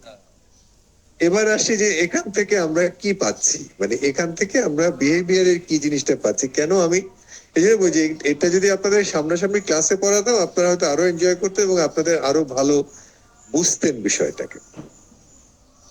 হিউম্যান, মানে আমরা যারা মানুষ, বিহেভিয়ারটা আমাদের ভেতরে, মানে আমি যখন বলছি কথাগুলো, তখন আপনারা নিজেদের ভেতরে একটু ঢোকেন, মানে নিজেদের ভেতরে নিজে ঢোকেন, ঢুকে নিজেদেরকে বোঝার চেষ্টা করেন। আপনি কিন্তু হুট করে একটা বিহেভ করেন। আপনি বিহেভ করার আগে আপনার ভেতরে ভেতরে নিজেকে গুছিয়ে নেন, রাইট? সে কারণে আমরা বলছি হিউম্যান ক্রিয়েট অর অ্যাসেম্বল। মানে ক্রিয়েট মানে হলো কি আপনি আগে ভেতরে গুছিয়ে নেন, মানে তৈরি করে নেন, অথবা অ্যাসেম্বল করে নেন। অ্যাসেম্বল মানে কি এটার পরে এটা, ওটার পরে এটা আমি বলবো বা এটা আমি করবো, বিহেভিয়ার। এই যে আপনি অ্যাসেম্বল করেন, এই অ্যাসেম্বল করতে যে আপনার মূল যে বিষয়টা আপনাকে ইনফ্লুয়েন্স করে সেটা হলো গিয়ে যে আপনার ফিলসফি। ফিলসফিটা কি? ফিলসফিটা হলো গিয়ে আপনি আপনার চারপাশের পৃথিবীটাকে কিভাবে মূল্যায়ন করেন, দ্যাট ইজ ইয়োর ফিলসফি। আমরা বা যারা বিহেভিয়ার নিয়ে ডিল করি বা কথাবার্তা বলি, তারা বলি যে human philosophy is basically nothing but the guiding torch of his or her life. অর্থাৎ আপনি আপনার চারপাশটাকে যেভাবে দেখেন, আপনি আপনার চারপাশটাকে যেভাবে উপলব্ধি করেন, আপনি সেভাবেই অ্যাক্ট করেন, আপনি সেভাবেই নিজেকে পরিচালিত করেন, এবং সেটাই আপনার বিহেভিয়ার। ফিলসফিটা কি জিনিস, হিউম্যান ফিলসফিটা কি জিনিস, এটা হয়তো আমি একটা শব্দ দিয়ে আপনাদেরকে বোঝানোর চেষ্টা করলাম। মনে রাখবেন, এই শব্দটা মনে রাখবেন যে philosophy, human philosophy is nothing but your guiding torch. Torch মানে তো বোঝেন আলো, মানে আপনার অন্ধকারে যখন আপনার হাতে একটা টর্চ লাইট থাকে, আপনি সেই টর্চ লাইটের আলোটা তো আপনার পেছনে ফেলেন। আপনি টর্চ লাইটের আলোটা কোথায় ফেলেন? আপনার সামনে ফেলেন, তাই না? এবং আলো দেখে দেখে আপনি সামনে আগিয়ে যান। তবে আপনার বিহেভিয়ারটা যখন কনস্ট্রাক্টেড হয়, সেটা কনস্ট্রাক্টেড হয় বেসড অন ইওর ফিলসফি। অর্থাৎ আপনি আপনার দুনিয়াটাকে বা আপনার চারপাশটাকে কিভাবে দেখেন, রাইট? তাহলে এই যে ফিলসফি, এই ফিলসফি কিভাবে কনস্ট্রাক্টেড হয়? এই ফিলসফি কনস্ট্রাক্টেড হয় দুটো ভাবে। একটাকে আমরা বলি ফ্যাক্ট প্রেমাইসেস। ফ্যাক্ট কি? সত্য, যাহাকে majority of the people has accepted as the fact. আমি কি বোঝাতে পারছি শোভন? যেহেতু শোভনকে আমি দেখছি এখন। শোভন, জি স্যার, বুঝতে পারছি স্যার। ফ্যাক্ট কি জিনিস? তাহলে শোভন, ফ্যাক্টটা কি জিনিস? Things that seem to be true. ওটা আপনি রিড করলেন, তাহলে আপনি শোনেননি। ফ্যাক্ট হলো গিয়ে ফ্যাক্ট, যেই ফ্যাক্টটাকে মেজরিটি অফ দি পিপল সত্য বলে মেনে নিয়েছে। বলেন শোভন, সত্য? আরে Majority of the people যেটাকে সত্য বলে মেনে নিয়েছে সেটাই fact. Good, very good. Shovon, আমি আপনাকে ব্যক্তিগতভাবে মানে অ্যাটাক করি, কোনো মানে অন্য কোনো ভাবে নেবেন না। এই এই এই এই এই পৃষ্ঠাটাই আজকে আমাদের শেষ পৃষ্ঠা। শুধুমাত্র আপনাদেরকে আপনি বা আমি কিভাবে বিহেভিয়ার কনস্ট্রাক্ট করি এটা বুঝিয়ে আমি ছেড়ে দেবো। আগামী দিন ক্লাসে আমি এটা এখান থেকে বা শুরু করব। শোভন, আপনি তো মুসলমান, তাই না? জি স্যার। মুসলমানের প্রথম কাজটা কি বলেন দেখি? বিলিভ ইন, মানে বিলিভ ইন, ওটা কি বলে? বিলিভ ইন, আল্লাহর উপর বিশ্বাস রাখা। বিলিভ ইন আনসিন, মানে আল্লাহ তাআলা তো আনসিন, ওটাকে বিলিভ করা, তাই না? জি। তারপরেরটা কি বলেন দেখি? নামাজ, কয় ওয়াক্ত 5 ওয়াক্ত নামাজ পড়া। বিশ্বাস করেন? অবশ্যই স্যার। Good, very good. উত্তর দেওয়া দরকার নেই শোভন, পড়েন। দরকার নেই শোভন, উত্তর দেওয়া দরকার নেই। কিন্তু আপনি বিশ্বাস তো করেন, তাই না? জি।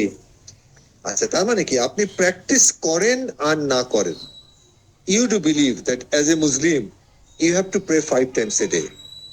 A Christian, he or she believes that as a Christian, he or she has to go to church once in a week, and that is the Sunday.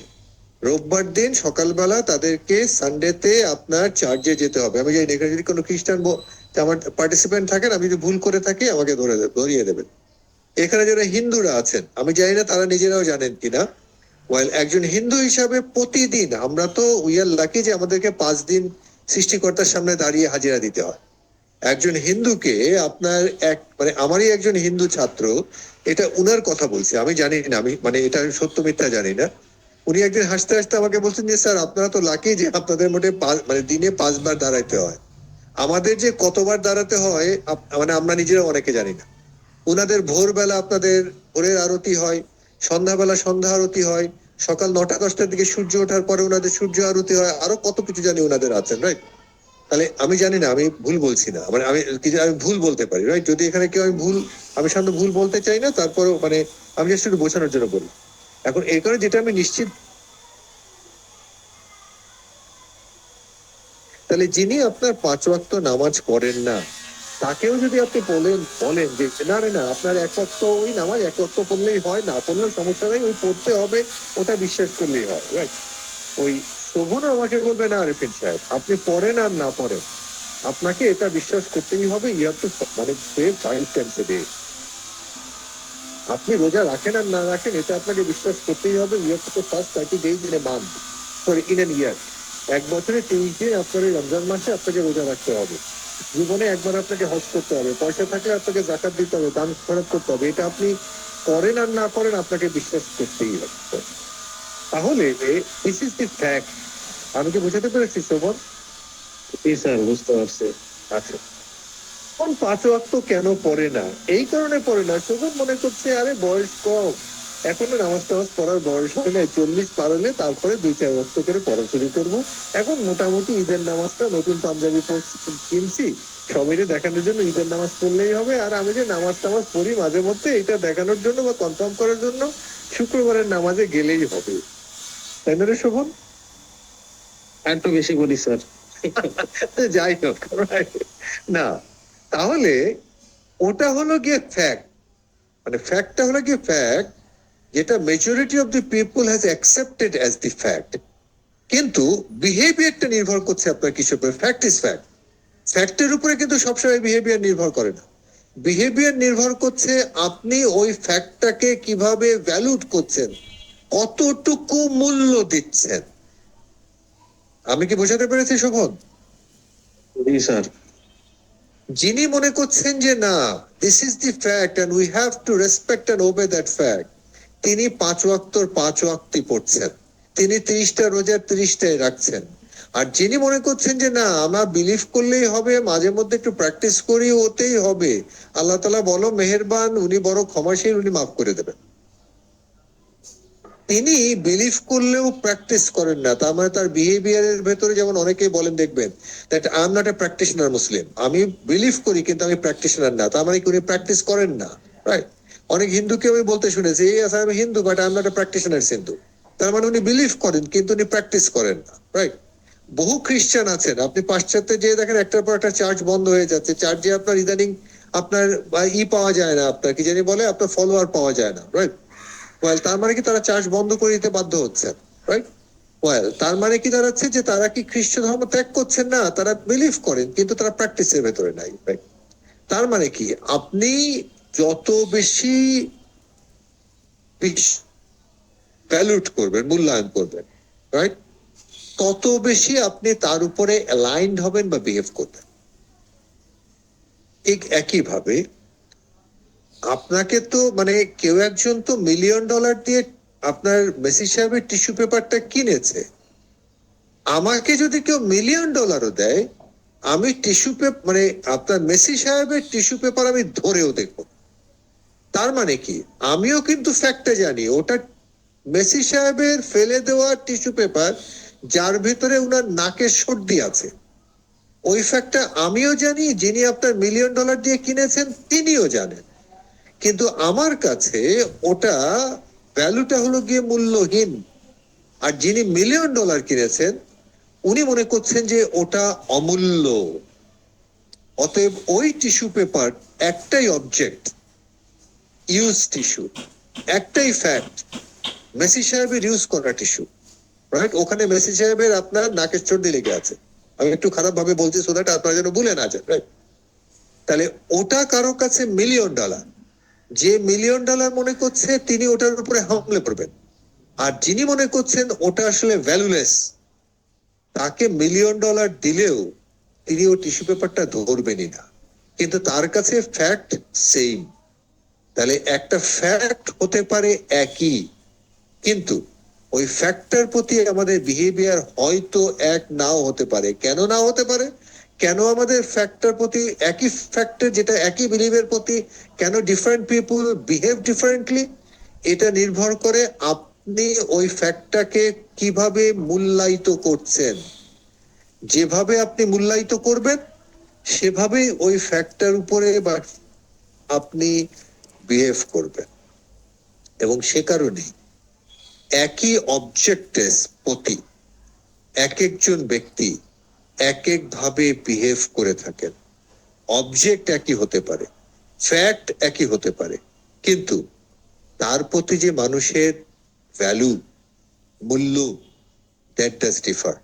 Consequently human behaviour also differ. এবং human behaviour তাহলে constructed হয় কিসের মাধ্যমে? দুটো জিনিসের মাধ্যমে। একটা হলো গিয়ে বিলিভ ইন দি ফ্যাক্ট, ফ্যাক্টের প্রতি বিশ্বাস, আর 2 নাম্বার হলো গিয়ে ওই বিশ্বাসটাকে আপনি কিভাবে মূল্যায়িত করছেন তার উপরে। আমি কি বোঝাতে পেরেছি? জি স্যার। আজকে এ পর্যন্তই। Thank you very much. ভালো থাকবেন, সুস্থ থাকবেন, সুন্দর থাকবেন, হাসি খুশি থাকবেন, সবচেয়ে বড় কথা সেফ থাকবেন। সামনে ঈদ আসছে, এরপরে হয়তো আপনাদের সাথে আর দেখা হবে না, মানে ঈদের আগে। আপনাদের সবাইকে ঈদের শুভেচ্ছা। সবচেয়ে বড় কথা হলো গিয়ে সেফফুলি ঈদ পালন করবেন ইনশাআল্লাহ। আমরা যেন ছুটির পরে আবার সবাই একসাথে হয়ে ঈদ পুনর্মিলনী করতে পারি। ঠিক আছে? ঈদ মোবারক স্যার, আপনাকে ঈদ মোবারক স্যার।